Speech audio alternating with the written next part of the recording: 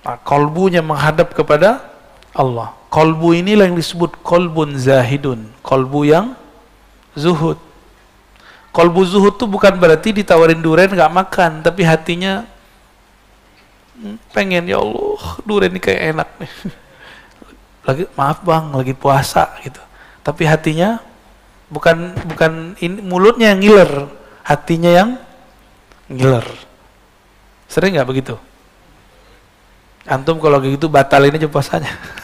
Itu sudah berbuka namanya, tapi batinnya. Maka kalau puasa itu lahir batin. Jangan hanya puasa makan minum, kalau itu mah gampang, cukup diet aja.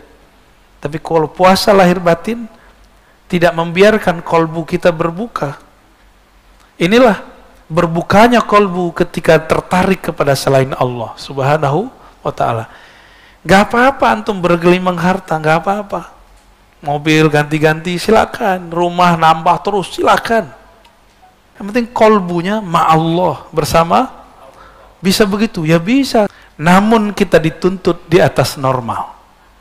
Gitu. Jadi jangan hanya menjadi manusia biasa. Jadilah manusia yang di atas kebiasaan. Biasanya jam segini kita tidur, ayo kita bangun gitu. Enakan tidur ya jam segini? Ya. Alhamdulillah. Ini tandanya nurnya sedang aktif. Alhamdulillah. Kalau nggak ada nur dalam kolbu antum, mana mungkin bisa bangun. Ya. Tapi jangan seneng dulu.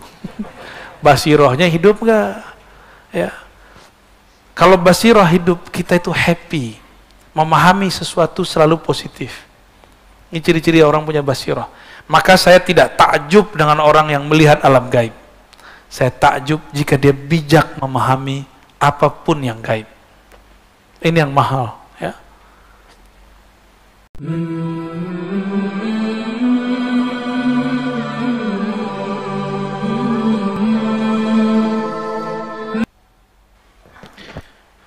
Assalamualaikum warahmatullahi wabarakatuh.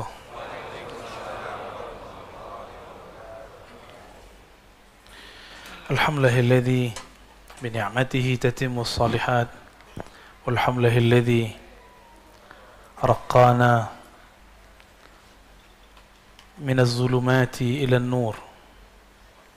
Allahumma akhrijna min zulumatil wahmi wal jahli ila al-ma'rifati wal ilm. Coba-coba. Bismillahilladzi la yadurru ma'a ismihi syai'un fil ardi wala fis sama' wa huwas sami'ul 'alim. Bismillahilladzi la yadurru ma'a ismihi syai'un fil ardi wala fis sama' wa huwas sami'ul 'alim. Bismillahilladzi la yadurru ma'a ismihi syai'un fil ardi wala fis sama' wa huwas sami'ul 'alim. Na'udzu bikalimatillahi tammati min syarri ma khalaq. نعوذ بكلمات الله التامات من شر ما خلق نعوذ بكلمات الله التامات من شر ما خلق وصلى الله على نبينا محمد. Jemaah subuh yang diberkahi Allah, sebelumnya kita membahas tentang wirid, ya, nur yang ada di kolbu. InsyaAllah kita pada pagi ini akan membahas tentang Iqbal dan Idbar. Iqbal, kolbu yang menghadap kepada Allah. Idbar, kolbu yang membelakangi Allah Subhanahu wa ta'ala. Semoga Allah membuka pikiran hati kita semua dan memberkahi pengarang kitab ini dan membuat cinta kita kepada Rasulullah bertambah. Semoga dengan demikian juga Allah mengampuni semua dosa-dosa kita, menutupi semua aib kita. Amin ya rabbal alamin. Al-Fatihah. وبسنادنا المتصل الإمام ابن عطاء الله السكندري قدس الله سره قال النور له الكشف والبصيرة له الحكم. Nur apabila masuk ke dalam kolbu, maka akan tersingkaplah pandangan kolbu. Itu kalau nur masuk ke dalam kolbu. Tersingkapnya kolbu bukan berarti dia akan melihat sosok, belum tentu. Atau belum tentu dia melihat cahaya, tapi dia merasa tenang. Coba lihat anak kecil, kalau lampu mati takut nggak? Maka anak kecil senang kalau lampunya hidup. Nah, ciri-ciri nur sudah masuk ke dalam diri, ada perasaan tenang. Ya. An-nur lahul kasyaf, ini dia. Nur, cahaya. Apa itu cahaya? Sesuatu ciptaan Allah yang membuat engkau dapat melihat objek di sekitarmu. Itu disebut cahaya. Ada cahaya pagi ini? Bisa dari lampu, bisa dari mana-mana. Ya. Jika seandainya suatu saat cahaya-cahaya ini hilang, kolbu masih bercahaya nggak? Nanti ada masa, saya bukan nakut-nakutin, tapi Nabi SAW mengabarkan akan ada masa krisis. Di saat itu datanglah Sang Maha Pembohong. Jika ada yang maha benar Allah, ini maha pembohong. Surganya neraka, nerakanya surga. Cahayanya kegelapan, kegelapannya cahaya. Dia menawarkan cahaya palsu. Gimana cara jawabnya? Maka kita harus punya nur yang ini. Nur apakah ini? Nur ma'rifatullah. Nur tauhid kepada Allah Subhanahu wa ta'ala. Nur itulah yang tersimpan dalam huruf-huruf yang ada dalam surat Al-Kahf. Terutama 10 ayat pertama dan 10 ayat terakhir. Ya. Beberapa waktu lalu saya menyampaikan, karena perintah guru, menyampaikan kalau kamu mimpi ini sampaikan. Bahwa saya mimpi sosok sang pembohong itu. Bahwa dia sudah tidak dirantai. Sebelum itu saya mendengar seorang yang soleh juga mengatakan, ini ada riwayat, ada kabar dari Al-Habib Omar, guru dari guru-guru kita semua, Habib dari Habib kita semua. Tapi ternyata sampai hari ini kita belum mendengar bahwa beliau bermimpi seperti itu. Maka saya pun kemudian merevisi dan mencabut syawahid itu, tambahan itu. Tapi mimpi saya tidak cabut. Itu mimpi saya. Ya, yang percaya silakan, yang nggak percaya nggak apa-apa. Ini kan cuma mubasyarat. Intinya bukan di situ. Intinya adalah pesan Rasulullah bahwa setiap nabi mengingatkan umatnya mengenai kedatangan si pembohong. Itu intinya. Jadi jangan gagal fokus. Ya. Ya. Kalau salah saya sudah minta maaf. Ya. Masa nggak move on juga. Ya. Berarti ente emang pengen cari kesalahan aneh banyak, ya, gak usah dihitung atu-atu, banyak sekali. Karena lisan ini mahallul khata, ya. Emang tempat banyak salah, ya. Maka kita selalu minta kepada Allah supaya meluruskannya. Amin ya rabbal alamin. Nur itu membuat ada kasyaf. Apa arti kasyaf? Kasyaf itu penyingkapan. Orang-orang banyak menyebut istilah kasyaf, ya. Kasyaf ini terbagi, pertama kasyaf ilahi. Kasyaf dari Allah. Ini pasti benar. Kalau wali Allah, para nabi nggak perlu sholat 2 rakaat, langsung masuk ke dalam ruhnya. Tapi orang-orang seperti kita ini perlu dulu mengkondisikan kolbu, sholat dulu 2 rakaat, baru mendapatkan isyarat itu. Maka ada kasyaf yang lain, kasyaf malaki, kasyaf dari malaikat. Ini dengan berkah zikir, nanti malaikat datang membisikkan. Tapi hati-hati, ya, belum tentu malaikat. Siapa tahu sebelum syaitan, nafsi, baru syaitani. Kalau nafsi, tinggal dicek jiwa dia yang mana. Apakah jiwa dia jiwa yang buas atau jiwa yang tamak? Jika isinya duit, makan, dan sejenisnya itu, berarti dalam dirinya ada gejolak-gejolak syahwat duniawi. Jika kalau dia zikir, hancurkan, bunuh, bunuh, bunuh, gitu ya, serang, serang. Berarti dalam dirinya ada aib, ada nafs sibai, buas. Tapi jika di dalamnya ada strategi menghancurkan orang secara halus, maka orang ini syaitani. Ciri-cirinya buka aib orang lain. Ya, itu syaitani.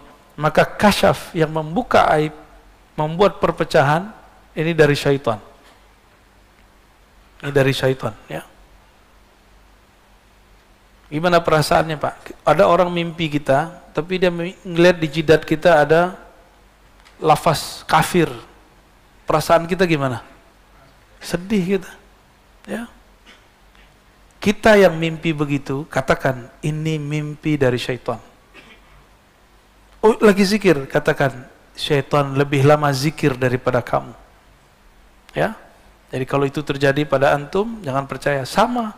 Antum mimpi ngelihat ada lafaz Allah di jidat orang, belum tentu juga benar. Ya.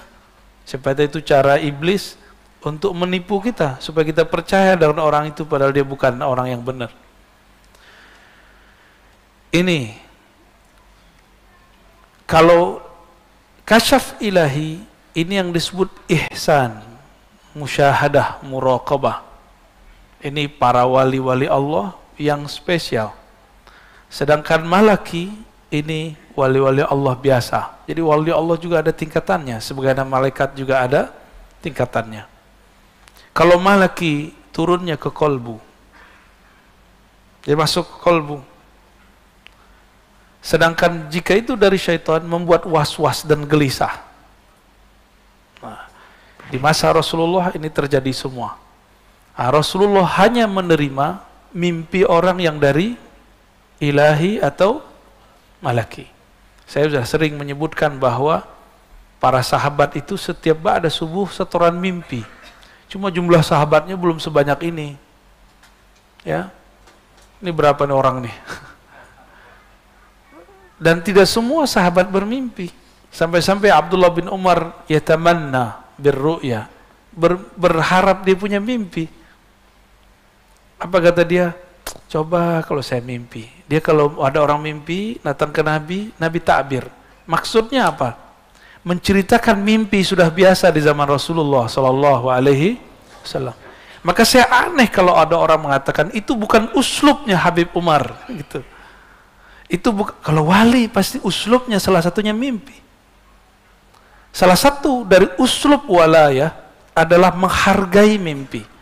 Mungkin kalau kita berhusnuzan, bukan uslub beliau, bukan metodologi beliau jika berdakwah menceritakan mimpi. Kalau itu saya percaya. Tapi kalau wali tidak menghargai mimpi, saya tidak percaya. Ya, semua wali menghargai mimpi karena mimpi itu terjemahan kolbunya. Kolbunya lagi benar, tinggal dicek mimpinya apa. Dan hebatnya wali-wali Allah, mereka sadar dalam keadaan mimpinya. Ya, bisa sadar dalam mimpinya. Dalam mimpi itu akan datang ada wali-wali palsu, mursyid-mursyid palsu, itu bisa dicek, Pak. Bisa dicek. Ada cara-caranya, ya. Ini macam-macam daripada kasyaf, ya. Kalau yang mau nulis silahkan ditulis, ya, saya hapus. Sekarang basirah. Apa beda nur dan basirah? Meskipun nur sudah dapat, tapi kalau basirahnya nggak benar, basirah itu adalah pandangan batin. Ini basirah. Ini pelajaran besar, saya tidak ingin mengungkap kesalahan, cuma ini pelajaran besar yang diekspos. Masalah mimpi, masalah kasyaf. Masih ingat berapa tahun yang lalu, pemilu, salah satu ustadz kita yang sangat alim, mendengar juga orang soleh, sama kasus ya, nggak jauh beda dengan saya. Ya. Coba ini masuk ke ranah politik. Bahwa orang soleh ini menyebut nama salah satu calon 5 kali. Benar? Itu kasyafnya benar. Kasyafnya benar. Tapi yang menerjemahkan kasyaf, ketika dibukakan satu kejadian, Antum melihat satu kejadian masing-masing beda-beda nggak? Contoh, ini contoh nih. Saya kan ditanya orang mengenai video Gus Yakut tuh. Masalah azan. Kalau orang Bintaro mah udah biasa, ya nggak? Bener nggak? Ini Puri Bintaro nggak ada Pak, suara mic keluar. Ini paling cuma saat azan. Sholawatannya nggak ada. Baca Qur'annya nggak dikencengin. Sudah biasa orang di sini. Tapi masyarakat kita kan masyarakat orang yang rame. Suka rame-rame. Bener gak ya? Senang dengerin sholawatan. Itu kaget dengan kata-kata begitu. Nggak siap. Bapak sudah pernah umroh pasti, haji. Di Saudi itu speaker diatur. Di Malaysia diatur. Tapi orangnya mau diatur. Orang Indonesia kan nggak siap digituin. Kita ini hidup santai masa depan, cerah. Ketemulah satu clue yang kira-kira membuat kita emosi. Kalimat misalnya menggonggong. Nah, ini digoreng terus. Dulu waktu Pak Yusuf Kala berbicara hal yang sama, tidak ada yang mengomentari seperti itu. Kenapa? Ada basiroh yang berbeda. Cara pandang yang kan sudut-sudutnya lain-lain. Antum yang biasa keluar negeri itu biasa dengan begitu. Tapi kalau mainnya dalam negeri ya begitulah. Tapi emang diksinya nggak tahu kok diksinya keluar kata menggonggongnya, itu aja masalahnya ya. Semoga beliau juga merevisi itu. Ya. Kalau beliau kan orang panglima katanya di Banser kan. Biasanya orang-orang panglima itu mau sportif. Insya ya. Nah, ini basirah, cara mandang berlain. Ketika dikabarkan mengenai nama calon 5 kali, saya langsung hati saya nolak, ini nggak benar. Ini nggak benar. Saya nyoblos dia, tapi saya tidak yakin dia yang kepilih. Jadi saya nyoblos orang yang saya yakini nggak pilih, Pak. Aneh kan? Basirah yang ngomong. Tapi kok saya coblos dia juga? Saya juga heran. Ya. Tapi batin ngomong, ini nggak benar. Bukan sekarang. Apakah nanti? Wallahu a'lam. Jadi kasyafnya benar, tapi basiroh dalam memahami. Jadi basiroh ini boleh kita artikan penerjemah daripada apa yang dilihat. Ini pelajaran semua bagi kita. Dan ini juga terjadi di zaman Rasulullah SAW. Nabi diturunkan ayat bahwa Makkah akan ditaklukkan. Nabi kira itu tahun ayat itu turun. Tahun berapa ayat itu turun? Tahun ke-6. Maka Nabi datang ke Hudaybiyah.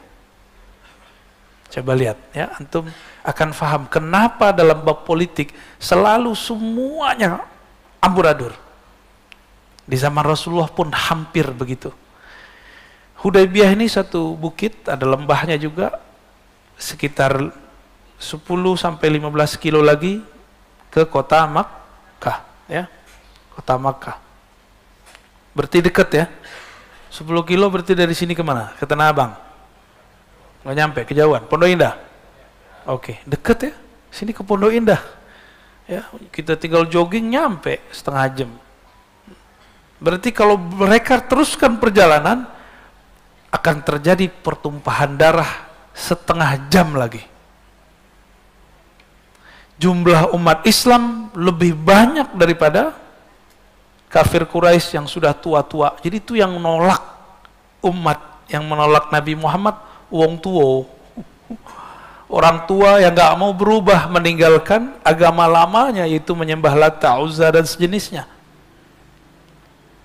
Tahun keberapa itu? Ayatnya turun tahun ke-6. Nabi kira itu tahun tersebut, tapi ternyata di ayatnya ada kalimat insya Allah. Ini level Nabi loh. Level Nabi, wahyunya masih dikunci dengan lafaz insya Allah. Kalian akan memasuki tanah haram pada tahun mereka ini insya Allah. Tiba-tiba kafir Quraisy menghadang Rasulullah, dan mengatakan, siapa yang bilang ente Muhammad Rasulullah? Ente Muhammad bin Abdullah. Kalau ente Muhammad Rasulullah, dari dulu kami izinkan engkau di sini. Terus gimana? Kita buat perjanjian, kata mereka. Ini yang buat perjanjian omnya Nabi, pamannya Nabi, senior Nabi semua. Yang anak muda cuma satu yang terkenal, ya, Muawiyah, dan ayahnya Abu Sufyan. Dua-duanya nanti jadi mu'alaf. Tahun ke-6 berhasil? Enggak. Sahabat udah bawa semua barang-barang penting yang mau dikirim ke saudaranya. Umar sudah bawa barang banyak, mau pulang kampung nih. Ketika Umar sudah sangat ingin sekali pulang kampung, ternyata dihalangi. Nabi SAW mengalah. Apa kata Umar? Ahakkun dinuna, agama kita bener gak nih? Rasulun anta, ente rasul beneran apa rasul palsu? Kira-kira kalau ngomong gitu gimana? Saya nih mimpin antum pergerakan jadi imam misal, terus tiba-tiba kita ngalah dengan suatu kondisi, ada yang berdiri, ente imam beneran gak? PA ente gitu, kata Pak Mirwan. Mana ada imam begini, jumlah kita banyak, benar harus menang, tidak ada orang benar itu mengalah. Kira-kira begitu kalau dibahasakan. Pecah itu, kelompok sahabat kemudian goyang. Tiba-tiba Rasulullah diam aja, ya, Rasulullah diam aja, karena wahyu tidak ada isyarat baru. Turunlah Abu Bakar As-Siddiq, karena Abu Bakar dapat ilham ilahi. Kalau Nabi disuruh dia melihat kejadian, melihat mana yang bisa berhasil, mana yang tidak berhasil, mana yang diuji, mana yang tidak diuji. Jadi sahabat aja diuji, masa ente nggak diuji? Ya, nggak ada orang nggak diuji. Sampai mati kita bakal diuji. Hidup ini ujian semua. Pilihannya ujian, kita lolos atau kita diuji kita nggak lolos. Abu Bakar menegur, hei Umar, bukankah engkau membaca ayat ini? Di dalamnya ada lafaz insya. Umar mengatakan, seakan-akan aku belum pernah mendengarnya. Berarti ini ada dua manhaj. Umar sebelum diingatkan Abu Bakar, memahami orang benar harus menang. Begitu gak? Tapi ternyata orang benar mesti menang, tidak langsung saat itu juga, bisa diundur kemenangannya. Ini yang benar, ya. Jadi kita nggak boleh berjihad itu pakai nafsu, pakai emosi. Berjihad harus dengan ruh. Ruh itu tidak ada emosi di dalamnya, yang ada cuma semangat. Semangat yang bukan membabi buta. Nah ini terjadi. Abu Bakar waktu itu punya basirah. Rasulullah punya basirah. Basirah Rasulullah apa? Ngalah.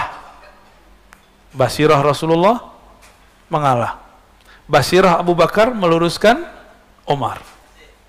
Berat gak tuh? Itu salah satu masa terberat Rasulullah Sallallahu Alaihi Wasallam. Jadi ini selevel Nabi, ring satunya pecah. Dan antum kalau umur panjang, saya umur panjang. Nanti kalau kita ditakdirkan berjuang bersama imam akhir zaman, seandainya kan, wallahu a'lam, nanti antum akan menyaksikan ring satunya berdebat seperti ini. Kalau mereka tidak ahlul kasyaf, dan yang kedua tidak ahlul basirah, bagaimana cara lahul hukmu, bagaimana nanti akan memutuskan kasyafnya? Umar ahli kasyaf, Abu Bakar ahli kasyaf. Di antara mereka, mana yang paling kuat basirahnya? Basirah Abu Bakar. Jadi tidak semua ahli kasyaf itu benar cara terjemahannya. Ini kita ingatkan jauh-jauh hari.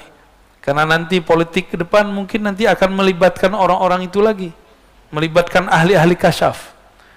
Siapa tahu nanti ahli kasyafnya nambah, ya kan? Bikin rumit nanti masalahnya.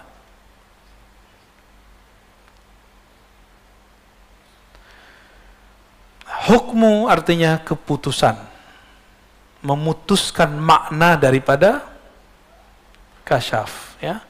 Apa makna yang ada dari kasyaf tersebut? Ini yang akan diputuskan. Disinilah kita perlu memandang kolbu. Wal kolbu, kolbu itu mempunyai dua karakter. Yang pertama iqbal. Ada namanya iqbal?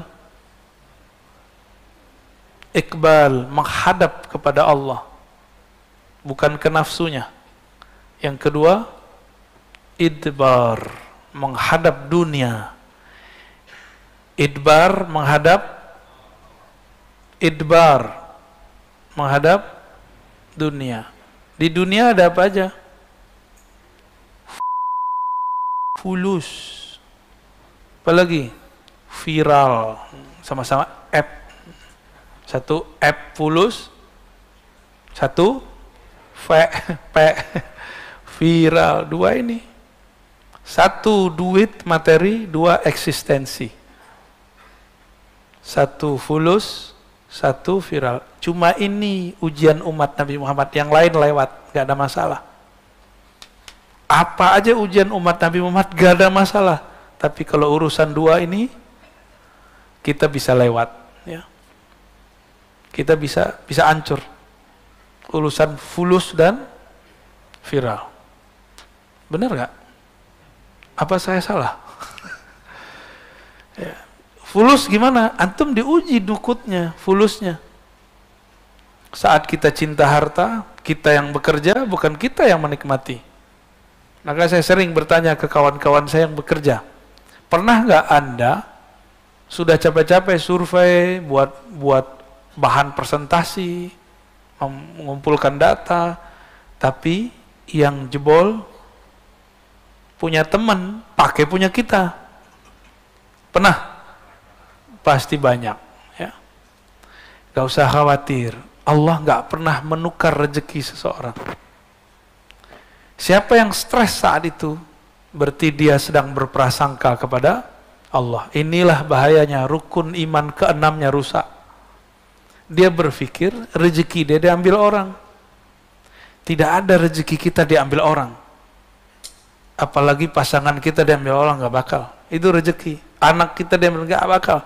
Yang punya kita akan sampai kepada kita. Yang gak bakal sampai. Nah, ini perlu digaris bawahi. Punya apa namanya? Punya usaha yang sama dengan orang lain? Pernah punya? Tiba-tiba nggak laku, sepi, setan datang. Ini kan bagian dari was-was, kasyaf syaitani. Kebawa mimpi bahwa tetangga sebelah naruh apa namanya, jimat sial. Ya, toko kamu sedang diserang. Wah, datanglah ke dukun besok. Kata dukun, itu benar. Mimpi setan datang ke rasulnya setan. Klop sudah, kuadrat. Kesetanan lah orang ini. Ini kesurupan orang sadar. Lebih bahaya daripada orang kesurupan beneran.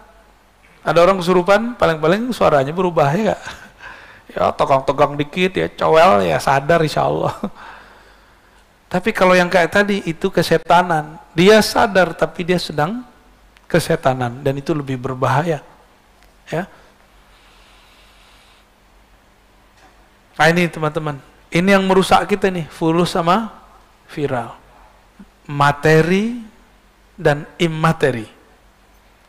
Cinta harta dan cinta eksistensi. Dua ini yang merusak kita semua.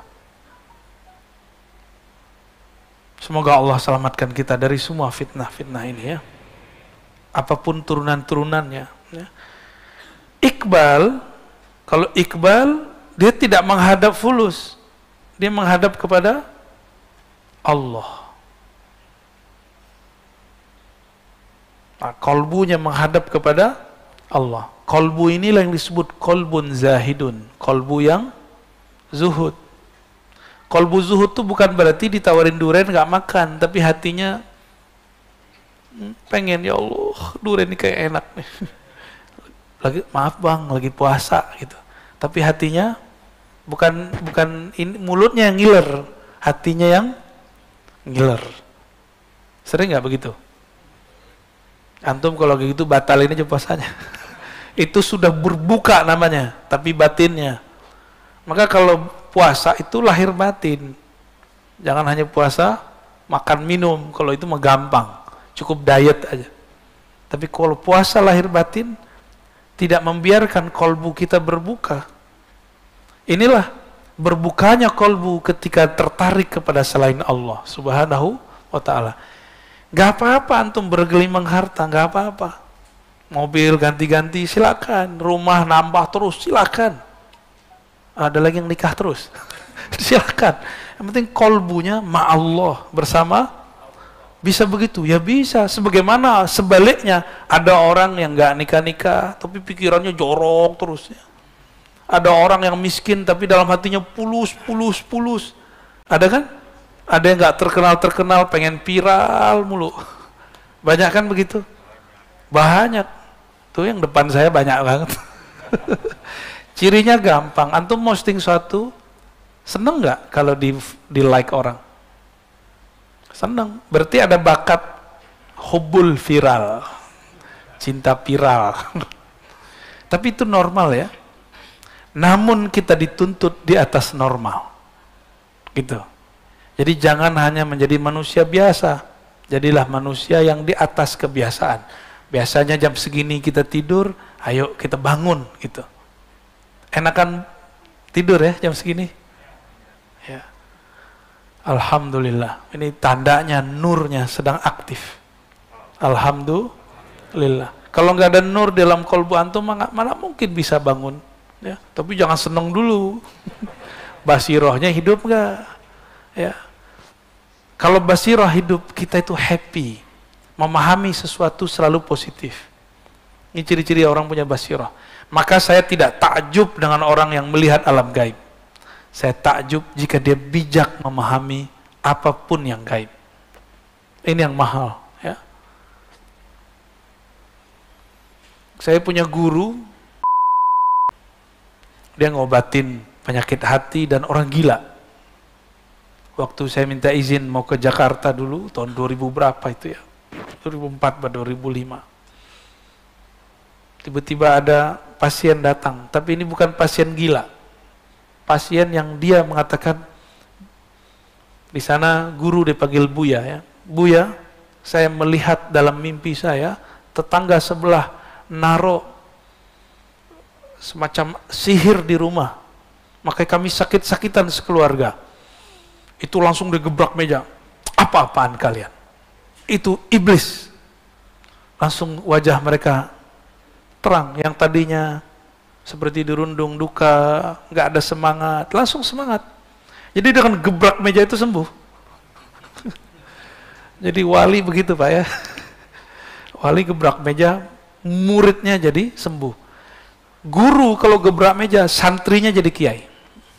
Kalau santrinya shadiq, santrinya adalah murid yang jujur, yang sungguh-sungguh kepada gurunya. Tapi kalau murid yang udah merasa jadi guru, disindir dikit marah, ya, disindir marah, apalagi disebut nama, itu murid kurang ajar, ya, murid kazib. Murid itu kalau diomongin oleh gurunya, dia nggak tersinggung, justru dia datang ke gurunya, mencium tangan gurunya dan minta maaf. Wahai Tuan Guru, kalau aku salah, bimbing aku, jangan dibiarkan aku jauh. Tapi antum akan menyaksikan nanti, bahkan mulai sekarang mungkin akan terjadi, murid-murid disindir dikit, tersinggung. Masa tersinggung sama guru? Siapa kita tersinggung sama guru? Justru kalau guru sindir kita, itu anugerah dari Allah Subhanahu wa ta'ala.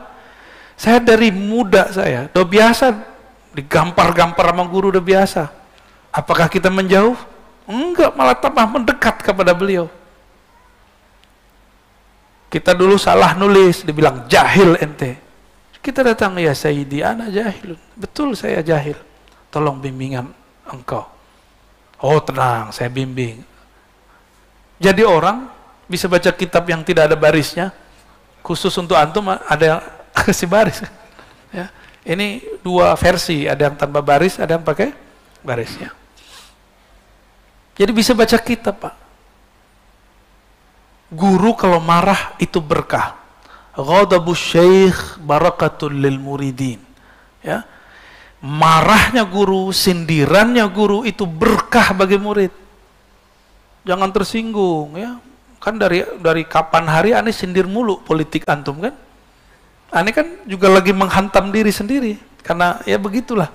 Itu cara kita. Tapi tidak sedikit yang tersinggung, baper ya. Maka yang enggak ya sudah. Yang mau dibimbing, ayo kita lanjut.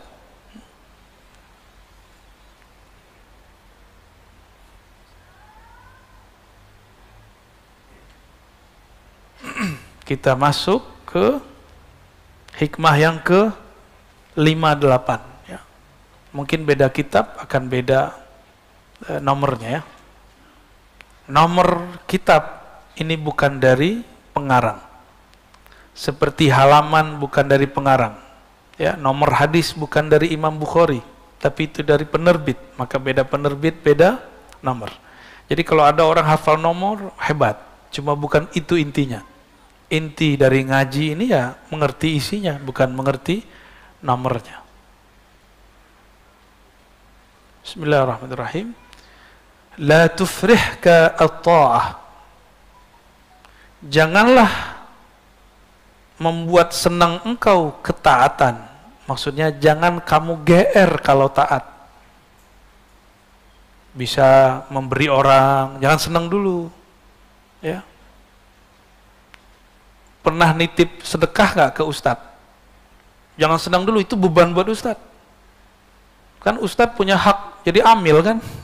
Tapi dia nggak ambil. Jadi kalau kita nitip sesuatu kepada orang, jangan kemudian intimidasi dia. Karena dia sudah berbuat sesuatu untuk kita. Ya. La tufrih katta'ah, jangan kamu GR dengan maksiatmu, merasa girang dengan taatmu. Tadi saya sebut ada nur di hati antum, kan senang kan, Farhan kan? Senang, tapi jangan senang dulu. Jangan senang karena itu kita yang bangun, kita yang duduk. Tapi senanglah jika ada sesuatu yang lain. Kata beliau, la tufrihka ta'atu li'annaha barazat minka. Jangan kamu merasa senang karena taat itu kamu anggap barazat minka, muncul dari dirimu. Bisa baca Quran one day, one juz. Itu nasibnya gimana tuh? Masih ada nggak tuh? Hah? Masih? Berapa orang? Dulu 300. Dulu banyak. Ya, lama-lama ada kebosanan, malal. Apa kata Allah? Innallaha la yamallu hatta tamallu. Allah tidak akan bosan sampai kamu bosan. Dan sudah banyak yang kabur kan? Kenapa? Karena cuma membaca. Maka majelis tadi harus di-upgrade biar tidak bosan. Harus ada majelis mengkaji yang dibaca. Gitu ya. Itu usul saya kalau masih punya majelis one day, one juz. Jangan kamu merasa senang kamu bisa membaca Quran 1 juz 1 hari, bisa tahajud, bisa ikut pengajian. Jangan senang karena itu usaha kita. Tapi senanglah engkau.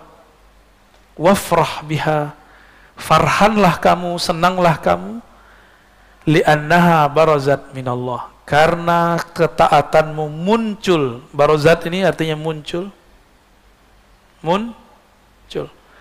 minallah, daripada Allah, ilaika. Kenapa saya tadi sebut antum yang hadir pagi ini itu ada nur. Siapakah yang memberikan nur? Allah. Nur itulah yang membuat hati kita mau dengar. Ini kan banyak yang lebih tua umurnya secara biologis daripada saya. Tapi mau dengar. Kalau nggak ada nur nggak mungkin, kan gengsi Pak. Oh, Rozi baru anak kemarin sore. Azan aja gua duluan daripada dia. Kan bisa begitu. Lalu terus urusannya apa? Ya, dulu dia dokter, aneh yang suruh dokter kok. Terus masalahnya apa? Kalau dia sekarang jadi guru kita. Dan itu akan terjadi Pak. Nanti saya akan menyaksikan ada anak muda, hafalan hadisnya, pemahamannya lebih dahsyat daripada saya. Dan saya harus duduk di depan dia. Gitu. Dan gak ada masalah. Kita senang-senang aja. Kenapa? Ilmu yang ada pada saya dan ada pada dia kan dari Allah. Maka saya duduk di depan dia bukan sedang menghancurkan eksistensi, justru sedang mensyukuri apa yang diberi Allah Subhanahu wa ta'ala. Inilah ayat Allah Ta'ala, Kul bifadlillah wa birahmatihi fabidzalika falyafrahu huwa khairum mimma yajma'un. Katakanlah, hai Muhammad, ini dalil maulid juga ya. Ini dalil maulid juga dalil bab masalah taat. Bifadlillah, dengan anugerah Allah dan rahmat kasih sayangnya jualah. Fabizalika, karena itu semua, falyafrahu, bergembiralah engkau. Nanti di bab maulid dalilnya ini juga. Adakah anugerah dan rahmat yang lebih besar daripada diutusnya Rasulullah? Ada nggak? Maka ini bisa jadi dalil apa? Maulidur Rasul sallallahu alaihi wasallam. Termasuk Isra dan Mi'raj Nabi sallallahu alaihi, semua itu adalah nikmat untuk umat. Maka kita senang setiap bulan Rajab karena di situ ada tanggal 27 Rajab. Meskipun secara riwayat tidak terlalu sahih, tapi ahli sejarah memilihnya untuk memperingati Isra dan Mi'raj.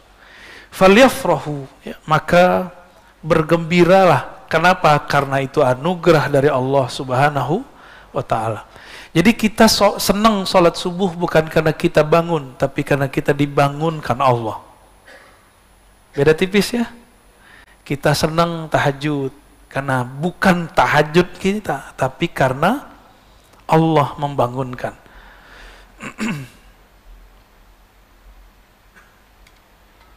Gimana? Masih lanjut?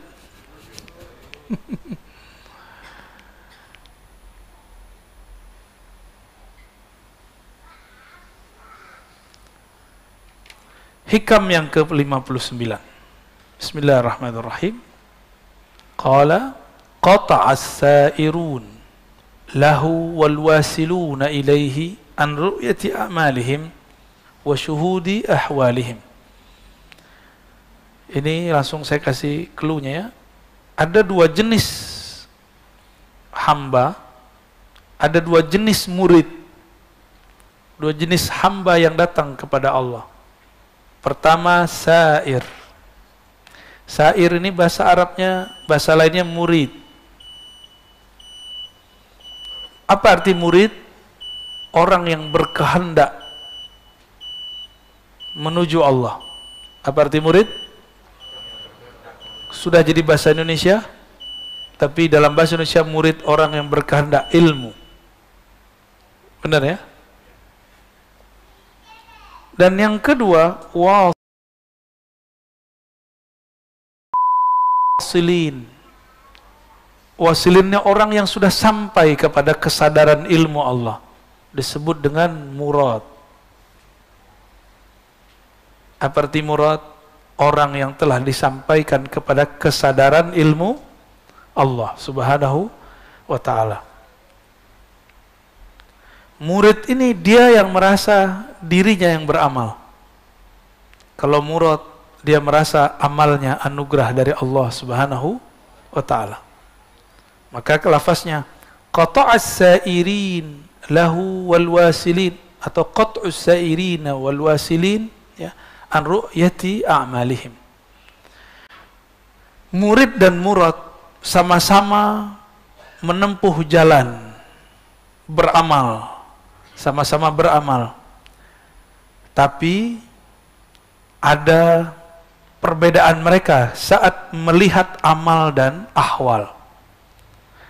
Dia beramal, dia merasa ini amal dia yang berbuat atau apa, ini yang berbeda. Amma sa'irun, adapun murid-murid, karena mereka lam yatahaqqaqu, belum menerapkan as-sidqa ma'allah, kesungguhan hakiki bersama Allah, maka mereka merasa merekalah yang berilmu, merekalah yang beramal, merekalah yang zikir. Nanti ngomong, saya sudah zikir kok masih kena COVID. Saya sudah doa, Saya sudah sedekah haji umroh, kok masih kena ujian seperti ini? Itu orang-orang begini kegeeran. Ya, dia ngerasa dia yang beramal. Emang kalau tidak beramal berhak dapat bala? Tega banget ente. Ya. Jadi orang kalau nggak sholat, nggak sedekah, dia pantas dapat musibah. Emang begitu? Itu kan terlalu tega. Inilah yang diistighfarkan oleh Imam Sari Sakti yang saya ceritakan juga di sini ketika Risalah Al-Qusyairiyah. Beliau punya toko di pasar karena beliau ini wali Allah. Di tokonya ada malaikat-malaikat penjaga. Jadi apa aja aset dia dijaga Allah. Bukan hanya murid yang dijaga Allah, tapi aset dia dijaga oleh Allah. Ini Imam Sari Sakti. Imam Sari As-Sakti dikabarkan oleh muridnya. Dulu kan belum ada berita ya, belum ada YouTube, belum ada TV. Ya, belum, jadi ada kalau ada apa namanya ini kebakaran segala macam itu gak ada yang ngabarin kecuali manual. Datanglah muridnya terburu-buru mengatakan, "Wahai tuan, Syekh, semua toko terbakar kecuali toko ente." Kata dia, "Alhamdulillah, emang gua wali." Dalam hatinya. Itu perasaan bener gak tuh? Tapi secara zahir bener ya, kita semua orang kena, kita enggak. Kita baca apa? Waktu zaman banjir di Jakarta, teman saya bilang, "Alhamdulillah semua rumah banjir kecuali rumah saya di komplek." Tega bener tuh dia ngomong alhamdulillah. Tapi secara zahir kita baca alhamdulillah ya. Secara zahir nggak ada salah. Kata orang nih, orang soleh nih. Dia ketika nggak kena banjir dia baca alhamdulillah. Tapi kalau dia punya nur kewalian dalam dirinya, pantas nggak dia bersenang hati, bersyukur di saat semua orang tersungkur? Pantas nggak dia mengatakan alhamdulillah di saat semua toko terbakar kecuali toko dia? Kayak gitu, ya. Dikit-dikit bedanya ya antara wali sama wali PA. Maka saya tidak percaya meskipun digimik nih pergerakan Islam, tapi isinya kebencian. Senang ketika ada orang kena musibah, senang ketika ada orang yang mendapatkan mafasid, kerusakan. Dia mengatakan, "Tuh laknat ente kualat karena ente habis giniin guru kita." Itu bukan Islami, meskipun yang ngomong pakai baju-baju Islam. Emang ada baju Islam ya? Itu baju Islam atau baju Ahok? Hah? Baju koko kan? No, baju Abu Jahal Pak Abu Thalib? Gak juga ya. Allahumma sholli ala. Ammal wasilun, adapun orang yang wasil. Apa arti wasil tadi? Yang murad, yang disampaikan Allah. Fali'annahu ghayyabahum bisyuhudihi anha, karena dia Allah menggaibkan, menfanakan mereka dari memandang amalnya karena sibuk memandang Allah subhanahu wa ta'ala. Masih ingat kisah ibu-ibu sosialita yang lagi arisan di istananya Zulaikha? Masih ingat? Masih ingat gak? Emang antum pernah di sono? Maksudnya ingatkah kisahnya di Quran? Itu biasa ibu-ibu sosialita kan kalau ketemu bawa tas yang harganya, wah Masya Allah ya, cincin-cincinnya Masya Allah, bajunya Masya Allah, bawa kendaraannya juga Masya, kalau perlu budaknya budak mahal. Kata mereka, ih si Leha, si Juleha, masa jatuh cintrong sama budaknya? Masa budak kita jatuh cinta? Gitu. Zulekha dengar, kata Zulekha, kalian belum tahu, aku ini sudah termasuk kuat menahan. Jadi Zulekha itu sudah sangat kuat dirinya menahan syahwatnya. Ini yang orang nggak pernah bayangkan. Orang taunya Zulekha itu penuh syahwat, enggak. Dia itu sudah kuat, udah nggak tahu lagi. Cowok aja ngeliat Nabi Yusuf kesemsem, Pak. Apalagi cewek. Cowok aja bilang, ya Allah, masa ada cowok secakep itu. Apalagi cewek yang ngelihat. Akhirnya dikerjain, dikasih pisau. Masih ingat? Taruh apel. Kan lagi motong-motong. Yang kegores bukan apelnya. Yang kegores, jadi apel yang warna merah, bertambah merah karena darah. Tapi si ibu sosialita tidak menyaksikan dia menggores tangannya. Dia nggak merasakan sakit. Pada bengong semua. Kata Zulekha, Cup, ambilin air dong. Diambilin air. Maka habis itu semuanya menggila kepada Nabi Yusuf. Ini perbedaannya. Ya. Karena jamalu Yusuf, jamalul wajhi. Jamalnya Nabi Yusuf, jamal wajahnya. Indah wajah secara fisik. Jadi antum yang ganteng-ganteng ini fitnah ini. Mbak-mbak yang cantik-cantik, itu ujian buat kita-kita ini. Ya. Kita mandang yang mana? Karena pandangan ini masih kepada fisik, kita jatuh cinta kepada fisik. Inilah lemahnya kita semua. Benar nggak kelemahan kita? Jadi nggak usah sok suci lah ya. Semua kita punya itu. Dan ujian kita yang terberat selain yang dua tadi, ya lawan jenis. Laki terhadap perempuan, perempuan terhadap laki-laki sama. Sama aja itu. Tapi maksud saya bukan itu. Jika ibu-ibu sosialita yang cantik, yang rapi, mereka bisa tidak merasakan sakitnya menggores tangannya. Apalagi jika mereka menyaksikan hakikat Nabi Muhammad SAW. Apalagi jika mereka menyaksikan keindahan Allah Subhanahu wa Ta'ala. Nggak akan terasa sakit. Covid ini, udahlah jalani aja. Kan Allah yang ngasih.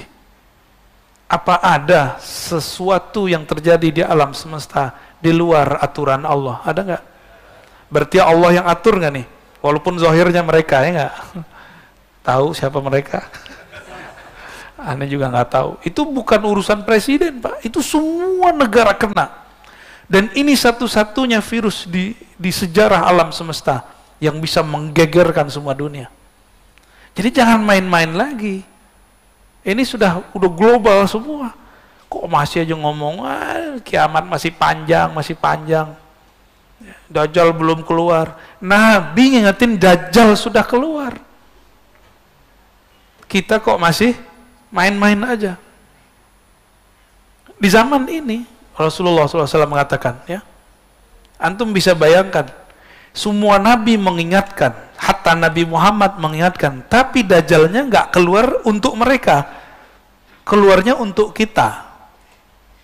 Nggak mungkin Allah tidak memberikan bekal, mesti bekalnya lebih berat dan lebih dalam daripada bekal-bekal umat terdahulu. Maka Rasulullah SAW memberikan bekal syariat kepada sahabat, supaya diturunkan kepada umat. Syariat ini di dalamnya ada tauhid, di dalamnya ada fikih, supaya ini menjadi wadah penguat energi kita, namanya ihsan, ma'rifatullah subhanahu wa ta'ala. Supaya nanti antum nggak seperti Hawariyun, ya, yang menjadi kesepian. Karena teman-teman Hawariyun semuanya menuhankan Isa. Jadi mereka gak kuat tauhidnya, yang dilihat Nabi Isa. Maka mereka menyembah Nabi Isa. Diangkatlah Nabi Isa jadi Tuhan. Setelah 300 tahun dia wafat, tahun 324. Ya. Itu terjadi. Jadi mereka menyembah Allah, tapi yang tampak pada perbuatan Nabi Isa. Itu kalau bahasa lembutnya, Pak. Kalau bahasa kasarnya lain lagi. Ya. Tapi kita kan tetanggaan, Pak, ya. Tetanggaan mas sebelah parkiran kan, jadi kita nggak boleh ngomong kasar-kasar amat. Udah cukup lah ya, udah jam 6. Gimana? Ada pertanyaan? Cukup? Ada pertanyaan? Mana nih panitianya?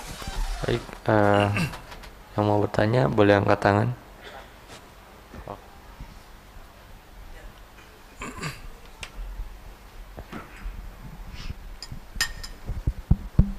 Assalamualaikum warahmatullahi wabarakatuh.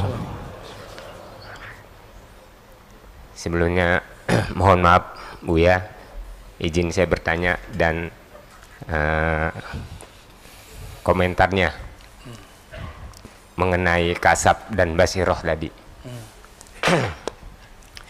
Pada satu ketika saya diperlihatkan diri saya sendiri, Buya. Diperlihatkan seolah saya keluar gitu, nggak tahulah, nanti Buya bisa terjemahin. Lalu saya diperlihatkan pikiran saya, diperlihatkan kolbu saya yang semrawut banget gitu, nggak karuan. Nah, tapi itu jangka waktunya nggak begitu lama. Lalu saya tersadar dan saat itu saya ya sulit untuk menerjemahkan. Tapi yang jelas ya kekotoran diri saya sih yang saya tangkap, kotoran pikiran saya dan kolbu saya. Demikian. Assalamualaikum warahmatullahi wabarakatuh. Assalamualaikum warahmatullahi wabarakatuh. Itu turunan dari ayat wa fi anfusikum afala tubsirun. Surat Zariyat. Di dalam dirimu apakah engkau tidak memandang? Maka Allah kasihlah pandangan visualisasi. Dan tidak semua orang kayak Bapak ini. Jadi ada orang yang imajinasi gambar. Ada yang cuma warna, ada yang cuma rasa, ada yang cuma suara. Kebetulan Bapak dapat visual gambar. Nah, dalam hal ini, jadi kasyaf itu ada yang melihat, matanya pejam tapi dia melihat. Ada yang mendengar suara, itu Nabi Musa. Ada yang cuma merasa. Ada yang lengkap, melihat, merasa, mendengar. Itulah Nabi Yuna Muhammad sallallahu alaihi wasallam. Sayyidina Umar mendengar. Jadi sebenarnya dulu ada calon selain Umar, tapi dia murtad. Jadi dia juga mendengar apa yang Dagi dengar. Apa kata dia? Kalau gitu doang mah gampang jadi nabi. Jadi orang-orang yang kemampuan kasyafnya tinggi belum tentu selamat. Nih hati-hati. Orang yang bisa berselancar di alam gaib belum tentu dia selamat. Siapa tahu dia jumawa. Dia ngerasa dirinya lebih sakti. Itu kan tipuan-tipuan aja. Kita punya guru kita bilang, doain saya nak, budain pakai air. Antum ketipu di situ, terus ngerasa sakti. Antum nanti punya guru bilang, oh kalau rukyah sama dia aja, jangan sama saya. Dia lebih keren. Guru ngomong begitu, itu ujian. Antum nanti merasa lebih sakti nggak dari guru? Oh kalau nanya begitu-gitu sama dia aja nih, baca kitabnya bagus. Dia lebih banyak baca kitab daripada saya. Itu kan ngetes aja. Ngerasa jumawa nggak? Ngerasa pinter nggak di hadapan guru? Tinggal cek aja sebulan 2 bulan masih semajelis nggak sama gurunya. Ya, ngeceknya gitu Pak. Dan itu perintah. Jadi guru kalau ngomong gitu diperintah, ilham di kolbunya. Ini murid harus dicek. Linabluwakum ayyukum ahsanu amala. Dia benar nggak dia berguru kepadamu? Dia murid yang sungguh-sungguh atau murid palsu? Itu saya mengalami itu Pak ya. Saya mengalami itu dan disuruh begitu, digituin juga sama. Sampai mati nanti kita digituin. Ya. Gara ente nih, ente yang bikin kita rame. Kita dipuji-puji karena kamu majelis kita rame. Oh, itu kan gawat itu. Kalau saya merasa, iya karena gua nih rame. Terbersit saja sedikit, iya karena saya. Lewat. Gak lolos sudah. Ya, nanti jumawa, ya, merasa diri sesuatu. Itulah yang membahayakan diri, yang disebut i'jabul mar'i binafsih. Salasu muhlikat, kata Nabi SAW. Ada 3 yang menghancurkan manusia. Dan yang paling bahaya, i'jabul mar'i binafsih. Kagumnya seorang kepada dirinya. Hati-hati ya. Kata pengurus masjid, misalnya bukan di sini. Karena gue yang urus nih, ya rame. Karena gue yang urus nih, beres semua. Ada perasaan itu muncul, padahal udah mantan. Kalau bukan karena saya nih, masjid nggak jadi. Nah, udah lewat antum tuh. Ya, seharusnya udah ditulis namanya di surga, hilang namanya. Hilang namanya. Jadi surga itu seringan lidah berkata. Wallahu a'lam bishawab. Ya, lanjut. Assalamualaikum warahmatullahi wabarakatuh. Assalamualaikum. Izin bertanya Buya, Ya, tadi silakan. Buya menyatakan bahwa ketika banjir rumah beliau saja yang tidak banjir. Kemudian dia mengucapkan alhamdulillah. Tadi Buya bilang wah kurang ajar tuh asum gitu kan. Lebih senang melihat orang lain menderita gitu. Sebaiknya menyikapinya seperti apa gitu. Baik, bagus. Assalamualaikum warahmatullahi wabarakatuh. Kalau manusia biasa itu normal dia ngomong alhamdulillah. Ini yang ngomongkan mursyid, namanya Imam Sari Sekti. Seorang yang terkenal jadi wali dan gurunya para wali. Beliau ini punya murid namanya Imam Junaid Al-Baghdadi. Sering dengar? Masa gurunya Junaid begini? Ya. Lalu gimana caranya? Sebelum mengetahui caranya, kita lihat apa yang terjadi pada Imam Sari Sakti. Kata beliau, Inni astaghfirullah tabaraka wa ta'ala 30 sanah min qawli alhamdulillah. Aku minta ampun kepada Allah 30 tahun lebih karena aku dulu salah menempatkan alhamdulillah. Jadi zikir itu mirip dengan kayak komposisi bangunan, nggak boleh salah pasang. Dia masangnya harus benar. Alhamdulillah itu di saat apa? Di saat kita bersyukur senang hati bersama. Masa ada pewaris Rasulullah dia bahagia di saat umat tidak bahagia? Jadi yang harusnya dilakukan, dia mengatakan inna lillahi wa inna ilaihi rajiun. Lalu dia datang ke tokonya, dibagi-bagikan semua yang bisa dibagikan. Itu seharusnya.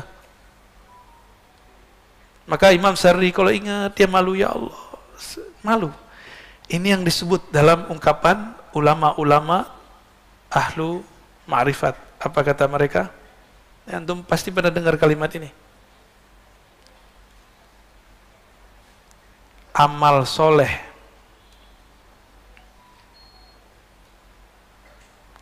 awam, dosa para wali. Bahasa Arabnya hasanatul abrar sayyiatul muqarrabin. Itu amal soleh menurut orang awam, tapi dosa menurut para wali. Ya, benar nggak tuh? Kayaknya soleh, benar nggak baca alhamdulillah? Hati-hati, lafaz alhamdulillah dulu. Kalau kemarin-kemarin Allahu Akbar, kayaknya soleh bener tuh kalimat, ya. Tapi digunakan tuh bentak ustadz. Ya. Ada ustadz di sini bukan saya. Dia nggak sepakat tuh. Ditakbirin pak, sampai ke dia mau keluar parkiran, dikerubungin. Karena beda pilihan. Dulu begitu, pakai takbir bentak orang. Jamaah neriakin ustadz pakai takbir. Ya kalah sinyalnya, lebih kenceng ustadznya. Cuma ada ustadz, sebagian ustadz takut sama jamaahnya. Ustadz cemen itu. Berhenti ente jadi ustadz. Guru itu memberi pengaruh kepada murid, bukan dipengaruhi murid. Guru itu yang memberi suluh, pelita bagi umat, bukan yang digelapkan oleh jamaahnya. Ya. Jadi ustadz itu dua jenis. Ustadz asal jamaah senang, ustadz asal Allah ridho. Tuh beda tuh ya.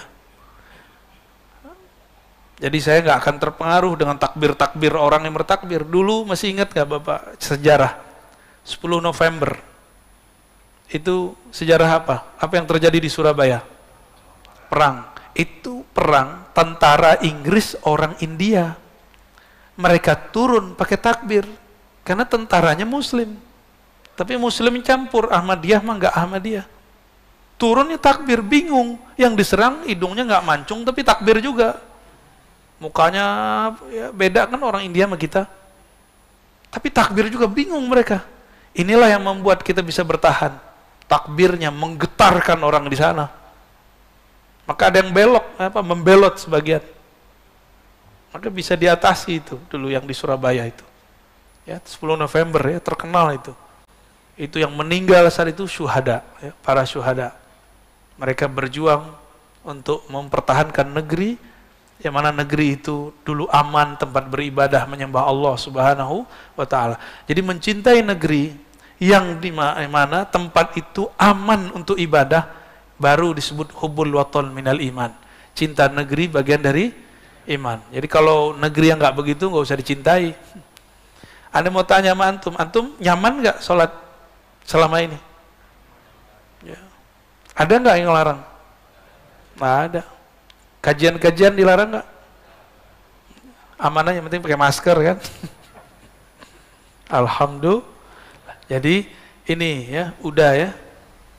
Amal soleh orang awam, tapi bagi wali dianggap dosa karena salah menempatkannya. Dan saya menyaksikan itu selama 2019 itu terjadi. Kiri kanan sama. Di sini Islam, di sini Islam. Ini partainya Islam, ini partainya Islam. Bahkan yang ini partainya nggak Islam, tapi takbirnya lebih kenceng. Kita bingung, ini mana yang noleh ke kanan, Allahu Akbar, ke kiri, sholawatan sama istighosahan. Kita bingung Pak selama itu. Ya. Ada lagi? Cukup? Cukup lah ya.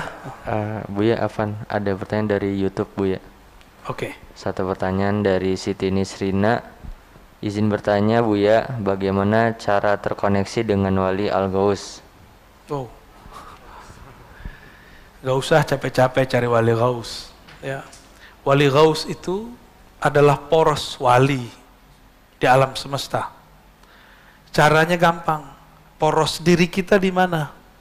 Temui poros dirimu, engkau akan menemui poros alam semesta. Allah memandang ke dalam diri. Allah juga memandang hanya kepada Al-Ghaus. Al-Ghaus di zaman Rasulullah beliau. Al-Ghaus itu artinya pemimpin kekasih-kekasih Allah. Di zaman Rasulullah hidup, beliaulah Al-Ghausnya. Ketika beliau wafat, diteruskan oleh sahabatnya Abu Bakar, Umar, Utsman, Ali. Terlalu zuriat Rasulullah SAW. Ya. Ada yang zuriat ruhani, ada yang zuriat secara nasabi. Nasabnya zuriat Nabi. Ada yang enggak. Dia bukan zuriat Nabi, tapi rohaninya selalu memandang Allah. Al-Ghaus itu kolbunya detik per detik pandang memandang dengan Allah. Dan itu bukan saya. Ya. Kalau saya Al-Gosong. Bukan saya. Jadi Al-Ghaus, wali Allah yang Allah turunkan rahmat di kolbunya, itu artinya Ghaus. Karena Allah selalu mandang kolbunya. Selama orang ini hidup di dunia, dunia masih ada. Jadi kapan dunia kiamat kalau sudah tidak ada kekasihnya yang dia pandang memandang dengan Allah Subhanahu wa Ta'ala. Inilah makna wa ma khalaqtul jinna wal insa illa liya'budun. Alam semesta, jin manusia, langit bumi itu cuma diciptakan untuk menyembahnya, memandangnya. Ihsan, engkau beribadah seakan memandangnya. Jika orang ini sudah nggak ada, tunggu waktu hancur. Baqaul abdi ma'allahi ta'ala bila alaqah. Tetapnya hamba terhubung kepada Allah tanpa gangguan harapan kepada makhluk, baik makhluk hidup ataupun makhluk yang dianggap jamid, yang tidak bergerak seperti obat, makanan, minuman. Kita menyebutnya benda mati, tapi dalam bahasa saya menyebutnya jamid, yang tidak bergerak. Karena saya meyakini alam semesta ini hidup semua, tapi dalam bentuk hidupnya sendiri, bukan hidup ala kita. Ya. Wa tafsirul alaqa ma dzakarahu Yahya ibn Mu'adz ya, fi qawlihi labs as-sufi hanud wal kalam fi zuhdi hirfa. Ini enggak usah dibaca. Indikator berikut at-tawakkul tamamul yaqin billah. Orang yang disebut tawakal itu orang yang yakinnya sempurna kepada Allah. Yakin nggak hari ini Allah jamin rezeki? Bukan berarti kita nggak mau kerja. Kebetulan emang hari libur, bener? Ya. Besok yakin nggak Allah jamin rezeki? Ya kita kerja. Kerja yang bisa kita buat. Kerja itu jangan kemudian versi kebanyakan orang. Ya, kalau mohon maaf ya, kebanyakan kita kan berpikir sibuk, yang penting sibuk, tapi duitnya nggak jelas. Nggak itu yang penting sebenarnya hasilnya. Ngapain kemudian dari pagi sampai sore sampai besok lagi, tapi hasilnya at-ta'ab, hanya lelah. Apalagi membuat hati kemudian terganggu hubungannya kepada Allah Subhanahu wa taala. Yakin itu cara menumbuhkannya gimana? Kan banyak orang nanya, gimana cara numbuhin yakin? Mudah, husnuzan billah, berbaik sangkalah kepada Allah. Jadi kalau ada orang nanya lagi, gimana cara yakin? Caranya bukan dengan ceramah, caranya bukan dengan baca Quran, caranya bukan dengan zikir, bukan. Caranya menumbuhkan husnuzan dalam kalbu. Maka zikir husnuzan itu berat Pak, nembusnya. Jadi saya diajarkan guru-guru saya zikir nyebut nama Allah, tapi tumbuhkan rasa harap dan rasa berbaik sangka kepada Allah. Itu yang disebut husnuzan. Jadi husnuzan itu enggak hanya ke makhluk, tapi juga kepada Khalik, ya. Wathiqatu bima wa'ada minar rizq, terhadap jaminan rezeki. Waridha bima jara bihi qada'uh wa qadruh, fa idza tamma al-yaqin billah summiya tawakkulan. Lalu ridha terhadap ketentuannya. Bapak percaya kepada Allah, ibu percaya kepada Allah. Oke, udah ridha belum? Allah berkuasa enggak sekarang? Sebelum pandemi, saat pandemi, sekarang ini. Pandemi itu Allah yang buat gak? Yang ciptain gak? Allah juga yang ciptain. Semuanya Allah yang buat. Kita izin gak pandemi ini? Izin. Terus ridho gak? Ridho gak Pak? Ya, kayaknya susah ya. Karena kurang ridho, kuranglah yakin. Maka orang-orang yang yakin itu hidupnya penuh dengan keridhaan, kerelaan, lapang dadanya. Ya, fa idza tammal yaqin billah summiya tawakkulan. Kalau yakinnya sudah lengkap, pertama husnuzan, yang kedua percaya dengan janji jaminan Allah, yang ketiga ridha dengan ketentuan Allah. Udah tiga itu. Orang ini baru disebut bertawakal. Tawakkala yatawakkalu, menyerahkan urusan kepada Allah. Saya nih misalnya seorang direktur, misal saya nggak bisa datang, saya lagi mau umroh, saya serahkan kepada mungkin GM-nya, pakai surat misalnya, saya percayakan kepada dia. Kalau sudah dipercayakan, kita nggak ngerecokin lagi. Nah, ini nestapa anak-anak orang kaya, anak-anak pengusaha. Anaknya masih dianggap anak kecil padahal udah gede. Akhirnya ketika anaknya berusaha, direcokin terus sama bapaknya. Oh nggak begini diatur. Tapi dengan ala tahun waktu dia masih muda, padahal zaman sudah berubah. Nah ini bagi kawan-kawan yang perusahaannya perusahaan keluarga, usaha-usaha keluarga biasanya menghadapi itu. Kita mau nyerahin ke anak, mewarisi kepada anak, tapi kita nggak benar-benar mempercayakan kepada dia, gitu. Maka orang-orang ini belum disebut menyerahkan. Maka tawakul itu artinya penyerahan total kepada Allah secara ruhiyah, secara ruhiyah. Adapun secara zahir, secara penampakan lahiriah, dia tetap terlihat berusaha, tetap terlihat berobat kalau sakit dan lain sebagainya. Wa qila atawakkul bidayah wa huwa sifatul mu'minin, wa taslim wasitah wa huwa sifatul awliya, wa tafwid nihaya wa sifatul khawasil khawas. Ada lagi ungkapan tawakal itu ada levelnya, ada penyerahan biasa. Ya udahlah, terserah Allah lah. Ini sifat orang beriman, tapi baru makom pertama. Tawakal versi pertama. Tawakal level kedua, at-taslim wasitah, yaitu dengan taslim.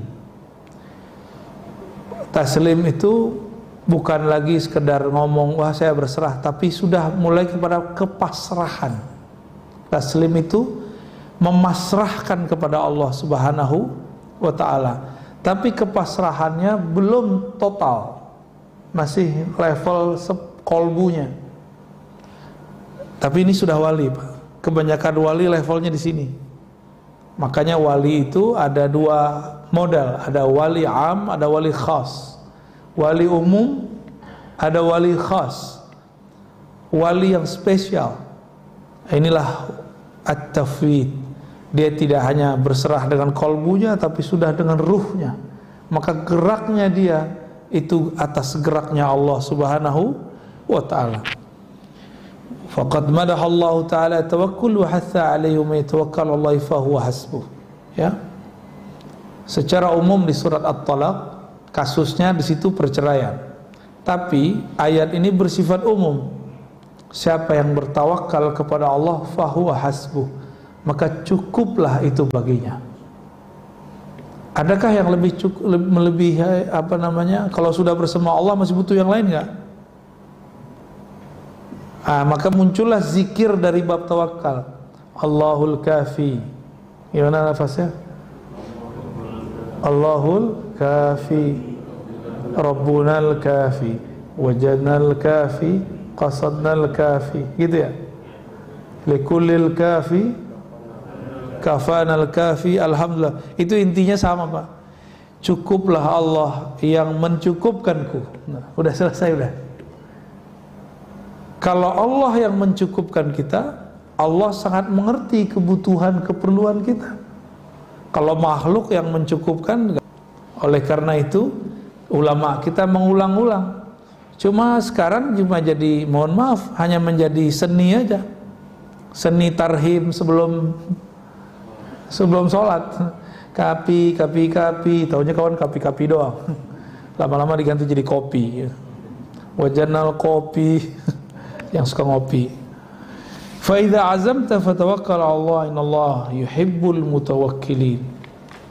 Jika engkau berazam, bertekad melakukan sesuatu, maka berserahlah kepada Allah. Sesungguhnya Allah sangat suka kepada orang yang berserah diri. Jadi jika ingin menjadi kekasih Allah, jadilah orang yang tawakal. Gampang ya? Gampang dilafazkan. Sebenarnya gampang kalau pakai ruh, pakai kolbu. Sulit kalau pakai ini. Jadi kenapa banyak orang bilang ikhlas itu sulit karena pakai ini, ridho itu sulit karena pakai ini. Cobalah sesekali berfikirnya tidak hanya dengan otak, berfikirnya harus dengan kolbu. Lebih mudah. Berfikir dengan kolbu itu kecepatannya luar biasa, apalagi dengan ruh, dengan ruhani, itu lebih cepat lagi. Wa qala an-nabiy sallallahu alaihi wasallam at-tawakkul nisful ibadah wa du'a nisfuha. Ya. Hadis ini tidak sahih, saya enggak usah terjemahkan. Kita baca yang hasan, ya, yang sahih yang ini. Lau tawakkaltum Allah taala haqqa tawakkulihi. Seandainya kamu bertawakal, berserah diri, pasrah kepada Allah, saya garis bawahi, di dalam qalbumu, bukan berarti dia malas-malesan. La razaqakum kama turzaqut tayru taghdu khimasan wa taruhu bitanan. Seandainya kamu berserah diri kepada Allah di dalam hatimu, haqqa tawakkuli, dengan tawakal yang sebenar-benarnya, la razaqakum, dia akan memberimu rezeki seperti burung diberi rezeki tanpa perlu bekerja di suatu perusahaan, satu lembaga. Berangkat perutnya kosong, khimasan, pulang perutnya kenyang. Itu burung mikirin nggak besok pagi makan apa? Enggak, dia nggak mikirin. Jadi kita ini tawakalnya kalah sama burung. Kita udah mikirin besok makan apa ya, besok makan apa ya. Ya itulah manusia ya. Wa qala Luqman li ibnihi, ya bunay, inna ad-dunya bahrun 'amiq qad ghariqa fihi katsirun minan nas. Wahai ananda, kata Luqman, wahai anakku, dunia itu seperti lautan yang dalam, yang mana banyak manusia yang sudah tenggelam dalam dunia bekerja, benar, tenggelam dalam dunia rumah tangga, urus anak, khidmat kepada suami mencarikan nafkah. Itu yang disebut bahrun amik. Faltakun safinatuka fiha taqwallah, maka jadikanlah kapalmu, yaitu kendaraanmu, takwa kepada Allah. Wa syira'uha tawakkul Allah, lalu perjalanannya penuh dengan tawakal kepada Allah. La'allaka tanju wa ma azunnuka najian, semoga kamu sukses walaupun itu sulit, kata beliau ya. Wa ma azunnuka najian. Wa alam anna tawakkul ala qismain. Nah, tadi kita sudah bagi tawakal tadi ada 3, kalau di sini dibagi menjadi 2. Ada tawakal orang awam. Awam ini umum, kebanyakan orang beriman ini. Tafidu amr rizqi ilallah, hanya berkaitan dengan penyerahan rezeki kepada Allah. Jadi orang awam itu kalau ngomong tawakal babnya rezeki mulu, duit mulu. Kita banget ya, bener. Kapan hidup ini nggak mikirin duit? Baru naik makomnya dari makom awam ke makom khawas. Itu sama aja, mau ustadz gak ustadz sama. Serius. Jadi kalau si ustadznya nggak belajar kerohanian, nggak berlatih rohaninya, itu mahabbah fulusiyahnya tinggi sekali. Tahu mahabbah fulusiyah Pak? Cinta duitnya, masya Allah ya. Ada yang naik dikit, cinta viral. Connect kan antum tuh.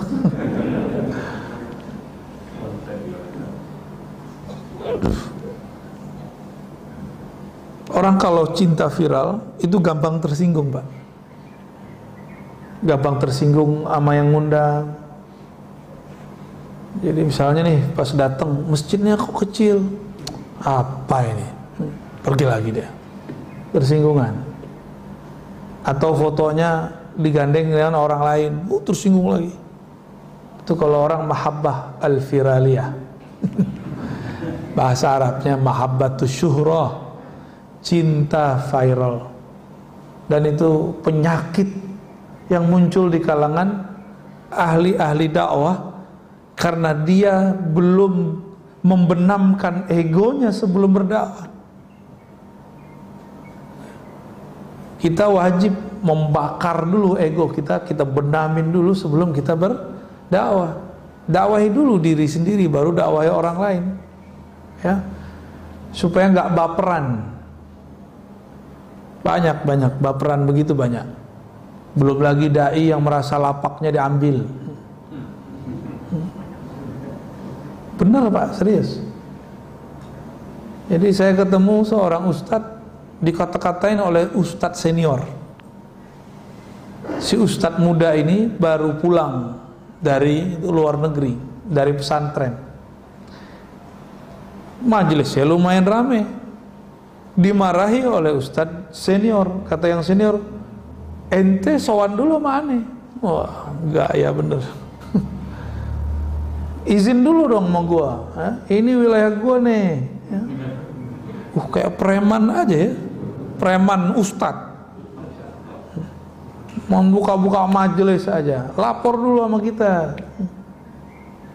Oh, Masya Allah. Itu bukan 1-2 tempat, Pak. Banyak sekali. Tuh preman jadi ustadz begitu. Ya. Masih mending. Nah, ada lagi level lain. Bapak ini jurusan hukum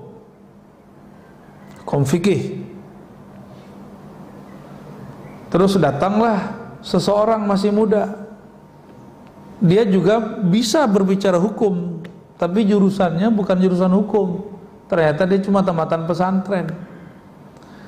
Kata orang yang jurusan hukum ini, kamu jangan ambil materi saya dong. Itu kan materi saya yang kuliahnya hukum, kamu kan bukan. Saya aja ngajar, kamu gak usah. Oh, itu udah banyak, Pak, ya. Jangan ambil dong bagian saya gitu. Nah, ini akibat tidak membenamkan egonya sebelum dakwah.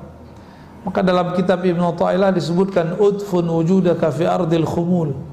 Benamkan dulu wujud sombong di ardil khumul, di tanah ketawaduan, gitu maksudnya. Khumul itu nggak kelihatan sama orang, mastur, sehingga nanti sama aja rasanya, mau terkenal nggak terkenal sama, mau viral nggak viral sama. Karena dia kemudian bukan menjadi hamba syuhrah, hamba kemasyhuran. Dia bukan jadi hamba yang juga pengen sembunyi-sembunyi, enggak. Bagi dia sembunyi tidak sembunyi sama. Allahnya sama kan? Allah Tuhannya orang yang sembunyi dengan orang yang enggak sembunyi sama enggak? Maka wali itu enggak mesti diam-diam. Wali itu ada yang terkenal, cuma enggak banyak. Karena banyak orang pengen terkenal jadi wali, dia bukan wali. Wali murid sih iya. Nah, ini catatan saya terhadap diri saya sendiri dan dunia dakwah.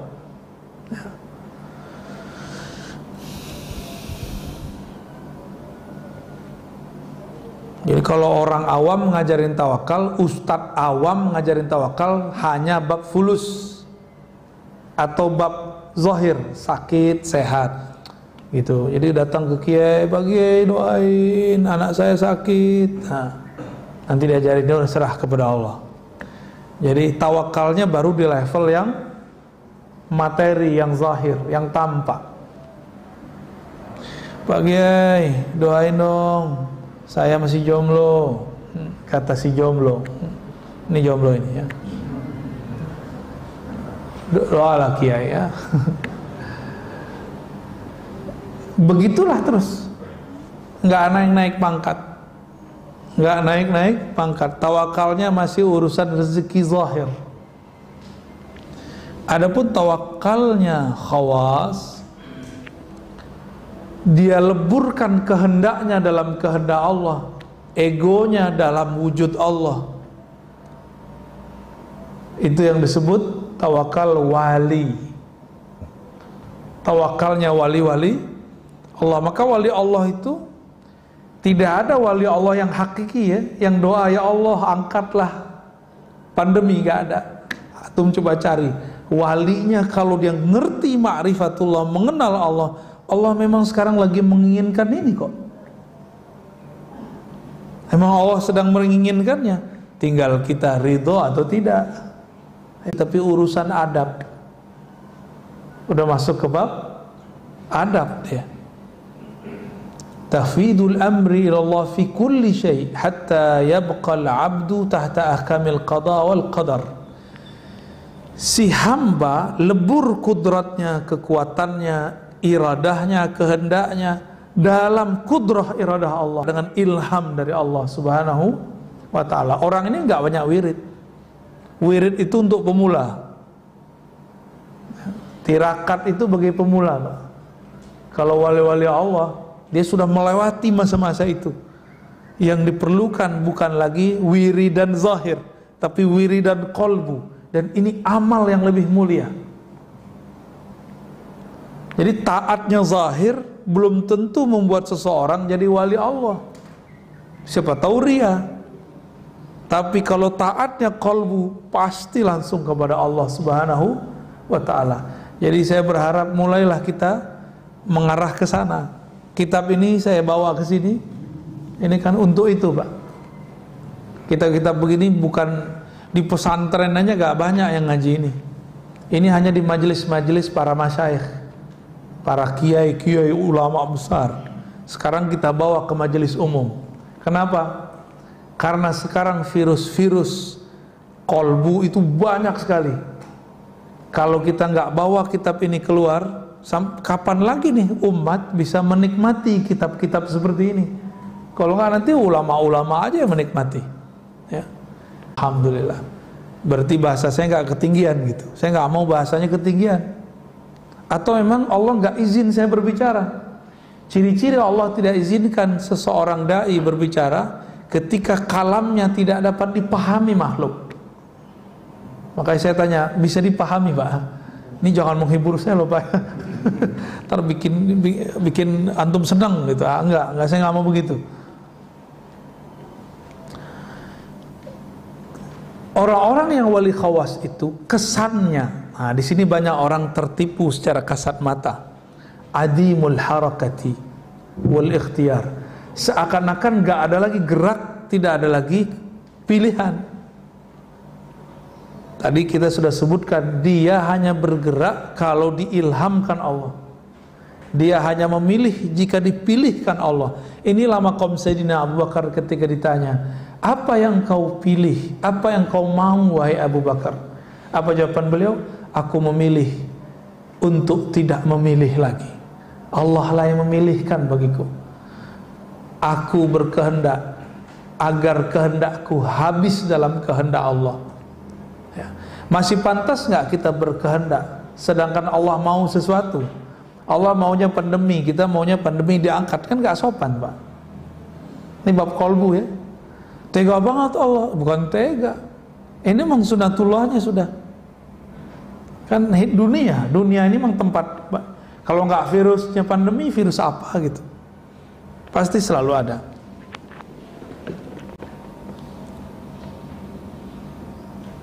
Nah, maksudnya apa? Adamul harakati bil badan. Secara zahir tidak lihat dia kelusak-kelusuk.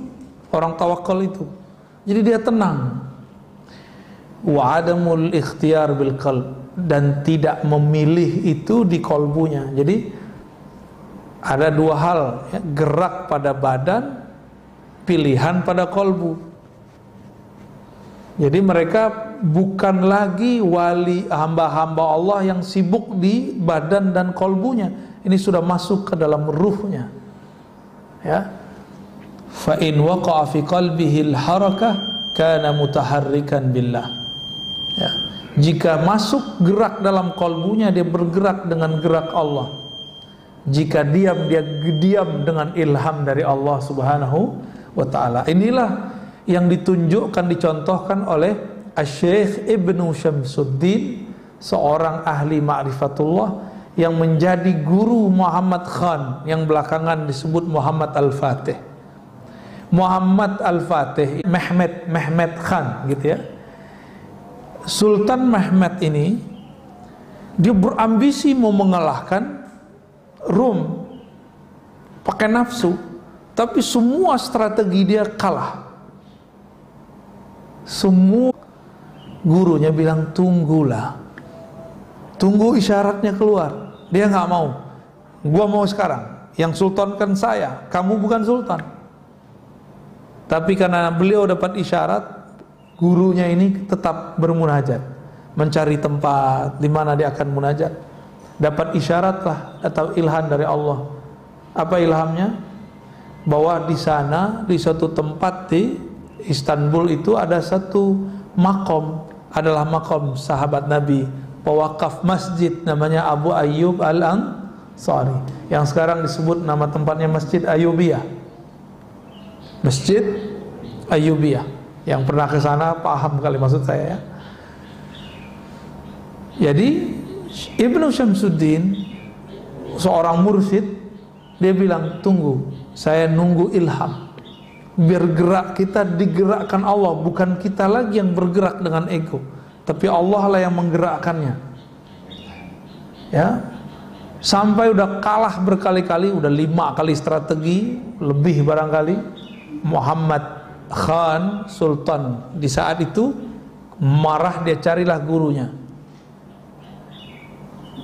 Itu di kemah kecil. Dalam kemah itu beliau sedang munajat, tapi Khan gak sabar. Dia ambil pedang yang tajam, dia kemudian bongkar tempat istirahat gurunya. Ternyata ketika dibongkar dia kaget, gurunya sedang sujud. Sujudnya panjang sekali. Melihat lagi sujud, dia langsung diam. Tapi masih gregetan. Guru gua kok sujud mulu kerjaannya. Kapan perangnya nih? Wah, kan banyak anak muda kan begitu ya. Pengajian mulu, kapan perangnya nih? Ini udah gatal mau jihad nih. Anak muda biasa. Emang dia kira jihad itu semudah itu. Jihad itu kalau nggak pakai ruh jadi jahat. Udah kedua aja, Pak. Ya. Mau jihad apa jahat? Kalau jihad dia harus dengan kemurnian rohani. Udah ada waktu sekitar 1 jam, baru naik kepalanya. Ternyata tempat sujudnya sudah basah. Baru turun isyaratnya. Beliau kemudian baca Assalamualaikum kiri kanan, kanan kiri. Ibn Syamsuddin mengatakan, wahai Ananda Sultan, detik ini berangkatlah. Insya Allah Allah membersamai perjuanganmu. Bengong dia. Nah, ini yang gua tunggu-tunggu nih. Tapi di saat itu karena dia melihat gurunya sujud lama, egonya pun ikut kemudian tenang. Dia kemudian masuk ke Konstantinopel yang sekarang jadi Istanbul itu dengan penuh tenang, zikir nggak berhenti, dibersamai gurunya. Jadi beberapa kali melakukan serangan, gurunya nggak dia bawa ikut. Dia ngerasa, wong tua ngerti apa. Ini anak arogansinya anak-anak muda, ya.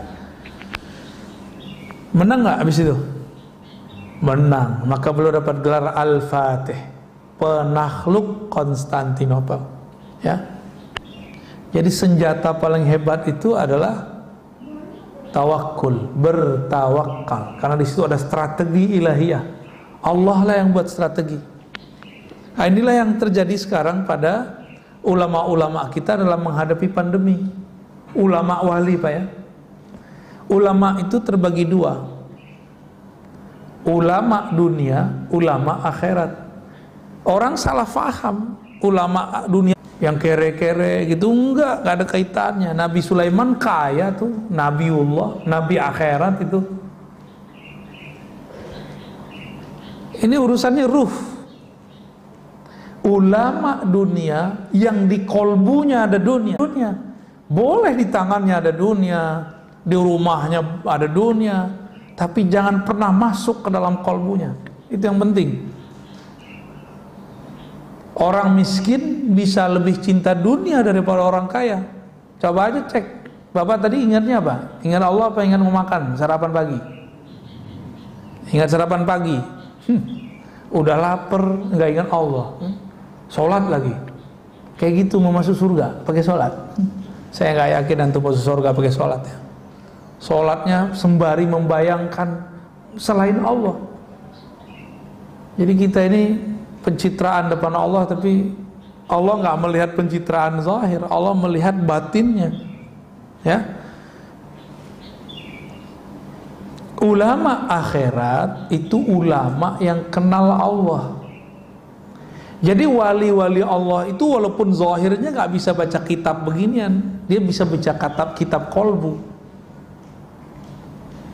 Ulama akhirat itu boleh kaya, boleh miskin, nggak ada urusan. Yang penting kolbunya ma Allah, kolbunya bersama Allah.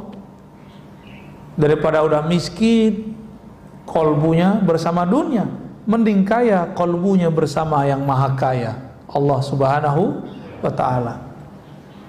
Jadi boleh nggak kiai punya rumah banyak? Kok boleh? Yang penting kolbunya bersama Allah. Boleh nggak kiai mobilnya banyak? Nggak apa-apa, usahanya banyak. Boleh. Yang penting kolbunya bersih. Kiai istrinya banyak. Ya boleh, yang penting kolbunya bersama Allah. Maaf Ibu ya. Itu jangan diteruskan Pak ya, nanti bisa perang di rumah ntar.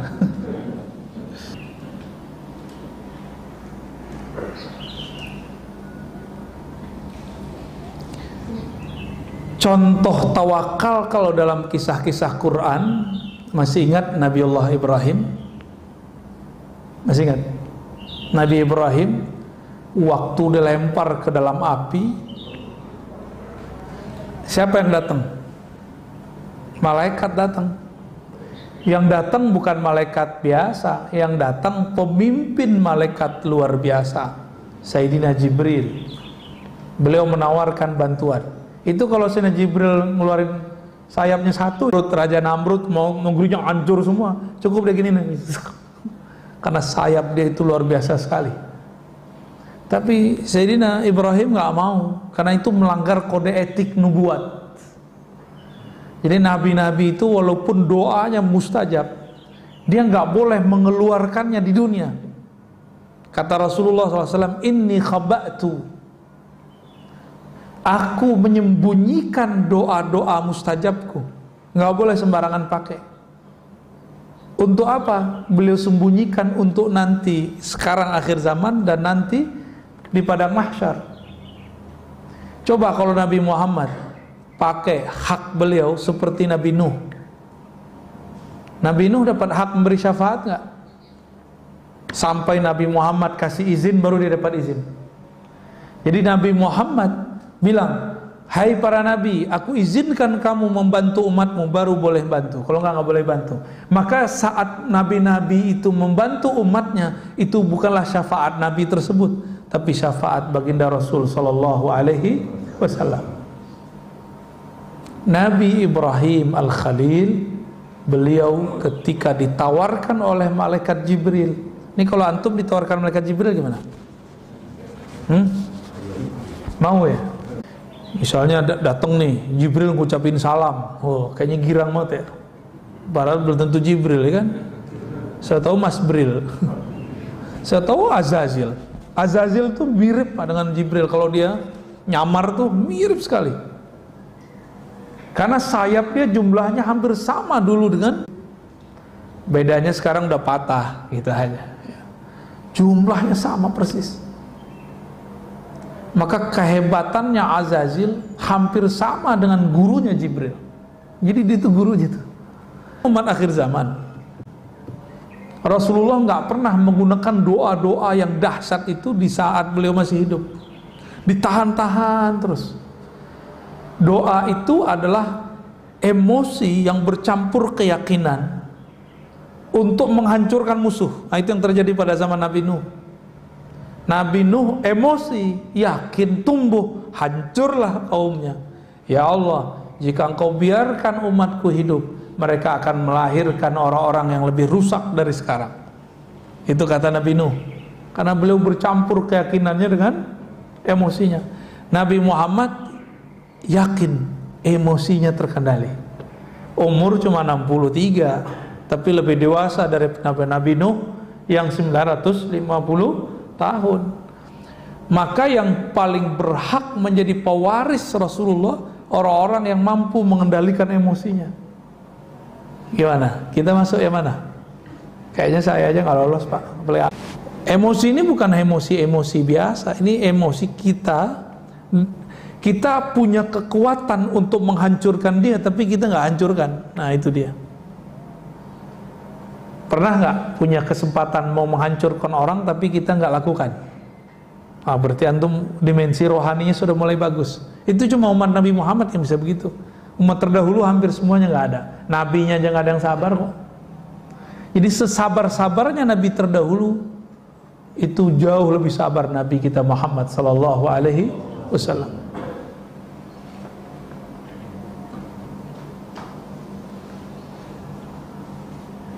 Maka wirid-wirid, zikir-zikir yang ngundang-ngundang khadam itu nggak menumbuhkan tawakal, apalagi antum pakai rajah, pakai jimat. Meskipun pakai jimat itu ada dalilnya yang membolehkan, Tapi kalau meskipun ulama ini membolehkan, saya mensyaratkan satu, harus bab tawakul. Kalau enggak usah pakai jimat, ya. Kenapa? Karena nanti justru mendewakan si jimat, syirik khafi yang muncul di kolbu. Nah, ini yang berbahaya. Untuk penulis jimat itu ada ilmunya, Pak. Kita tahunya kan sok-sok ahli tauhid, anti jimat, tapi giliran minum obat berharap kesembuhan dari obat, nah, itu lebih parah daripada pakai jimat. Ya. Makan meyakini nasilah yang mengenyangkan, itu lebih parah dari pakai jimat. Masih begitu nggak? Ya, itu jimat perut namanya. Ya, banyak orang sok-sok ahli tauhid, kalau ketemu jimat dibakar-bakarin. Tapi ya salam, dia kalau makan dia bergantung kepada nasi, bukan kepada Allah yang menciptakannya.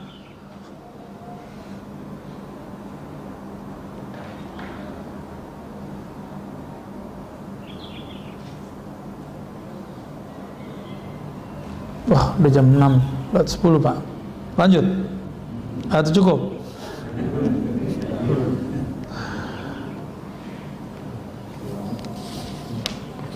Jadi beda tawakal orang awam dengan wali.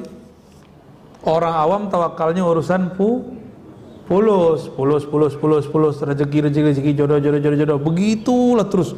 Hidup ini muter bolak-balik. Yang ada dalam hatinya cuma masalah rezeki, jodoh, apalagi tadi, ya, pasangan, sehat tidak sehat, beli rumah tidak beli rumah. Jadi kalau cerita tawakal yang diceritain masalah keajaiban duit. Saya ini nggak punya kerjaan, terus sholat duha 12 rakaat, tiba-tiba siangnya ada yang nganterin duit. Itulah testimoninya terus. Ya, saya di dalam dompet cuma ada duit 20.000, celengan lewat, saya kasih aja, ya. Hati berkecamuk, sorenya dapat duit 2 juta. Jadi testimoni tawakal orang awam itu selalu masalah duit. Mau naik pangkat nggak? Jangan lagi masalah itu, tapi sudah masuk kepada meleburkan kehendak kita dalam kehendak Allah. Artinya kita nggak berkehendak kecuali emang Allah ridho gitu. Karena kita nggak semuanya wali Allah, putuskanlah semua urusan dengan sholat. Jadi sholat 2 rakaat, minta izin ya Allah, apakah ini kecenderungan Pak? Nah, orang ini sudah mulai masuk gerbang tawakal. Itu maksud Nabi, idza hamma ahadukum, kalau kamu punya hajat, punya kehendak, maka baguskan wudu'mu, falyusolli rakaatain, sholat 2 rakaat, lalu doa minta jodoh itu, atau doa minta suatu masalah diselesaikan.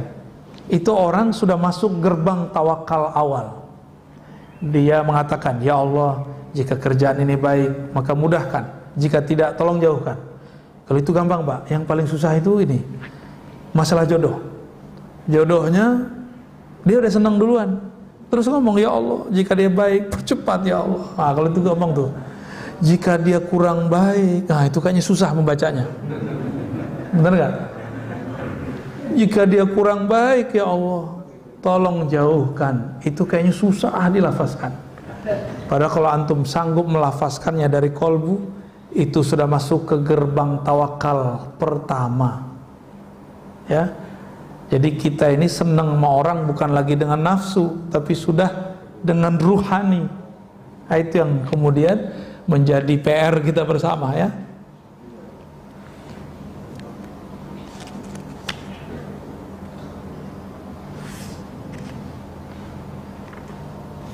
Udahlah ya, kebanyakan.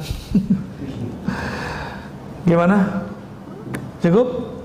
Baik Ustaz, jazakallahu khairan atas kajiannya pagi ini. Ini ada banyak pertanyaan sebenarnya Ustaz. Coba dong. Hanya punya waktu ya 15 menit ya.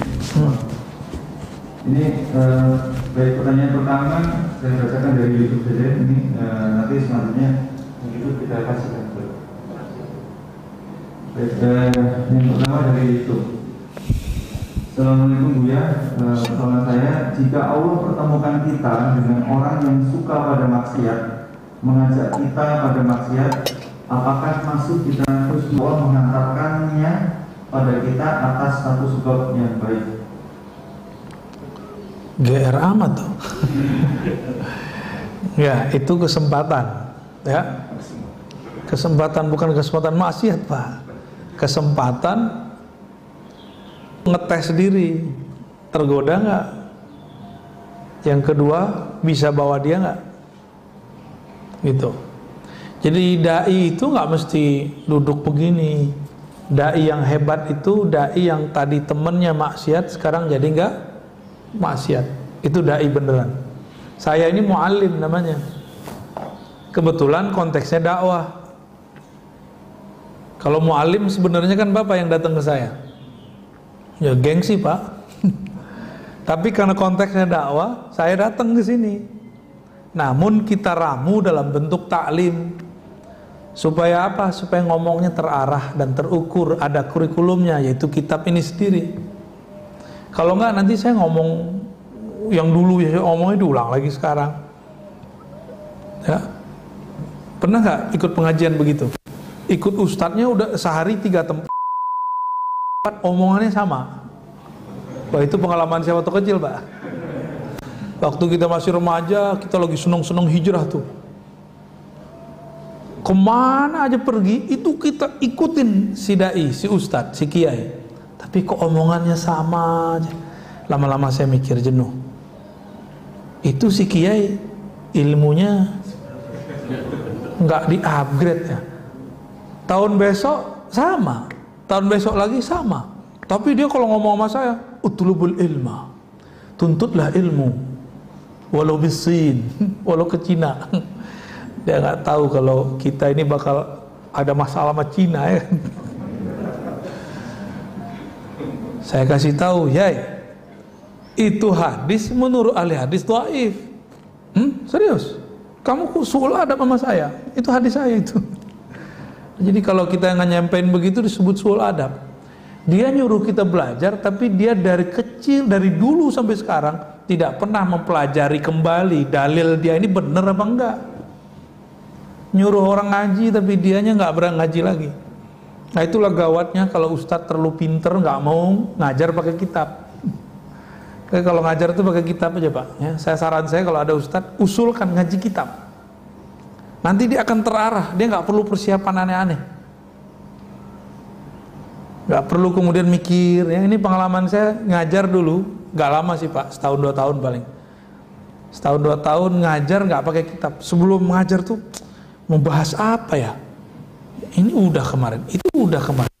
Udah kehabisan stok kita. Saya tanpa buku adalah sekitar 50 materi di sini. Tanpa perlu persiapan. Dulu ya. Tapi kita kan lupa juga ini udah disampaikan belum. Akhirnya kita istikharah, dapat isyarat lah, kamu kalau ngajar pakai kitab aja. Nah sekarang alhamdulillah ini kan khazanah dari Allah Subhanahu wa taala. Kalau kita bedah nggak ada habis-habisnya. Ini aja baru cuma berapa halaman Pak. Kayaknya udah nggak kuat gitu ya. Baru berapa halaman ini? Baru ya sekitar 50 halaman. Ada berapa Pak di sini halamannya semua? Ada 300-an. Kita baru 50-an. Masih panjang perjalanan kita. Ya. Jadi ilmu kiai nggak bisa baca kitab ya, berhenti aja jadi kiai ya.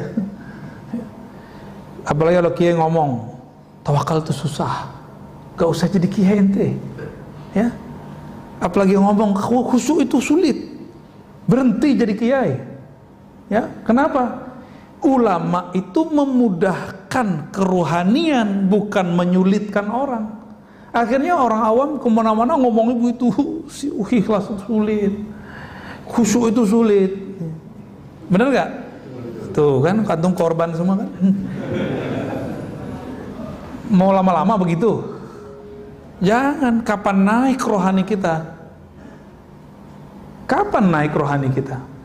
Harus naik Pak. Ini zaman sudah begini, masa kita masih ngaji versi Ma'rifat tahun 90-an? harus di-upgrade ma'rifatnya, ya. Kira-kira begitu Pak, ya. Mohon maaf, ini sebenarnya saya ngata-ngatain diri saya sendiri.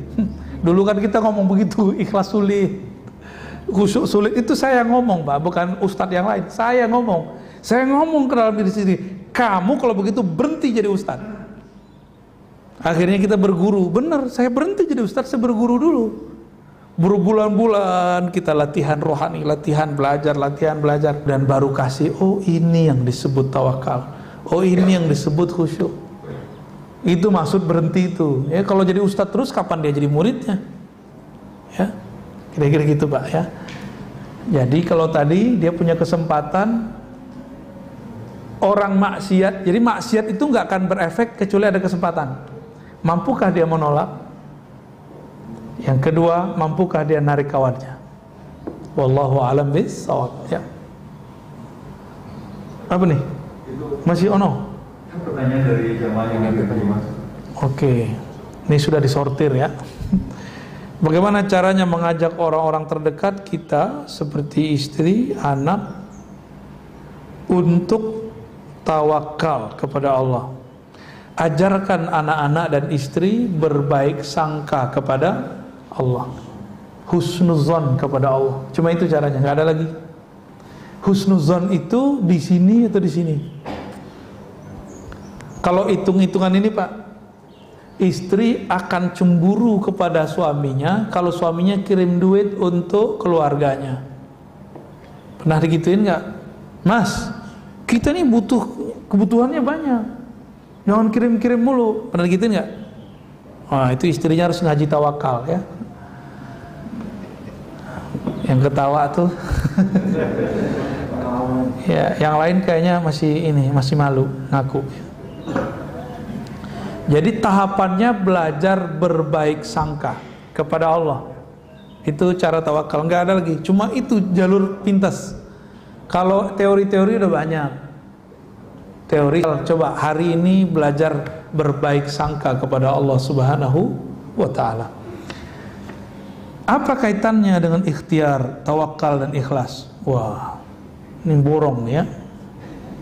Ikhtiar itu pilihan di dalam ini. Kolbu kita cenderung memilih apa, itu namanya ikhtiar.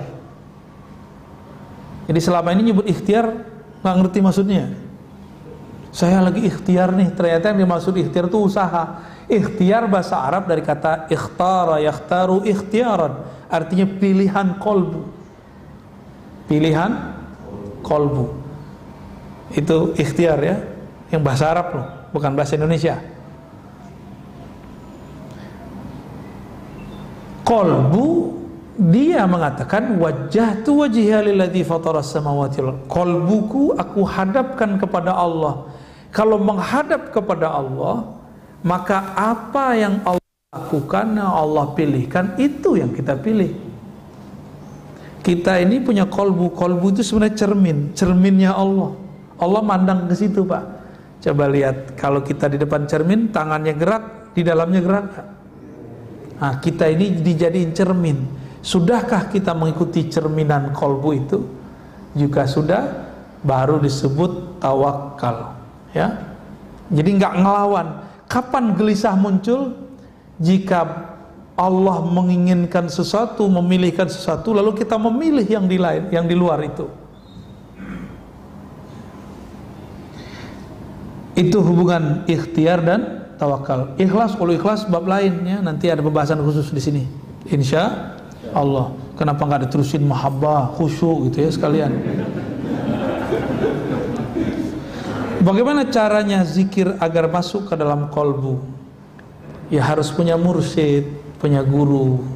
Orang mau baca tulisan aja ada guru TK, guru SD.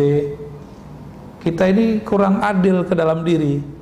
Giliran untuk membaca yang tertulis pakai guru, untuk membaca zikir yang di dalam kolbu nggak mau berguru, nggak adil. Ini ketidakadilan manusia. Ya, saya bisa sendiri, baca kitab sendiri, baca buku sendiri, gitu. Banyak yang ngomong begitu sama kita.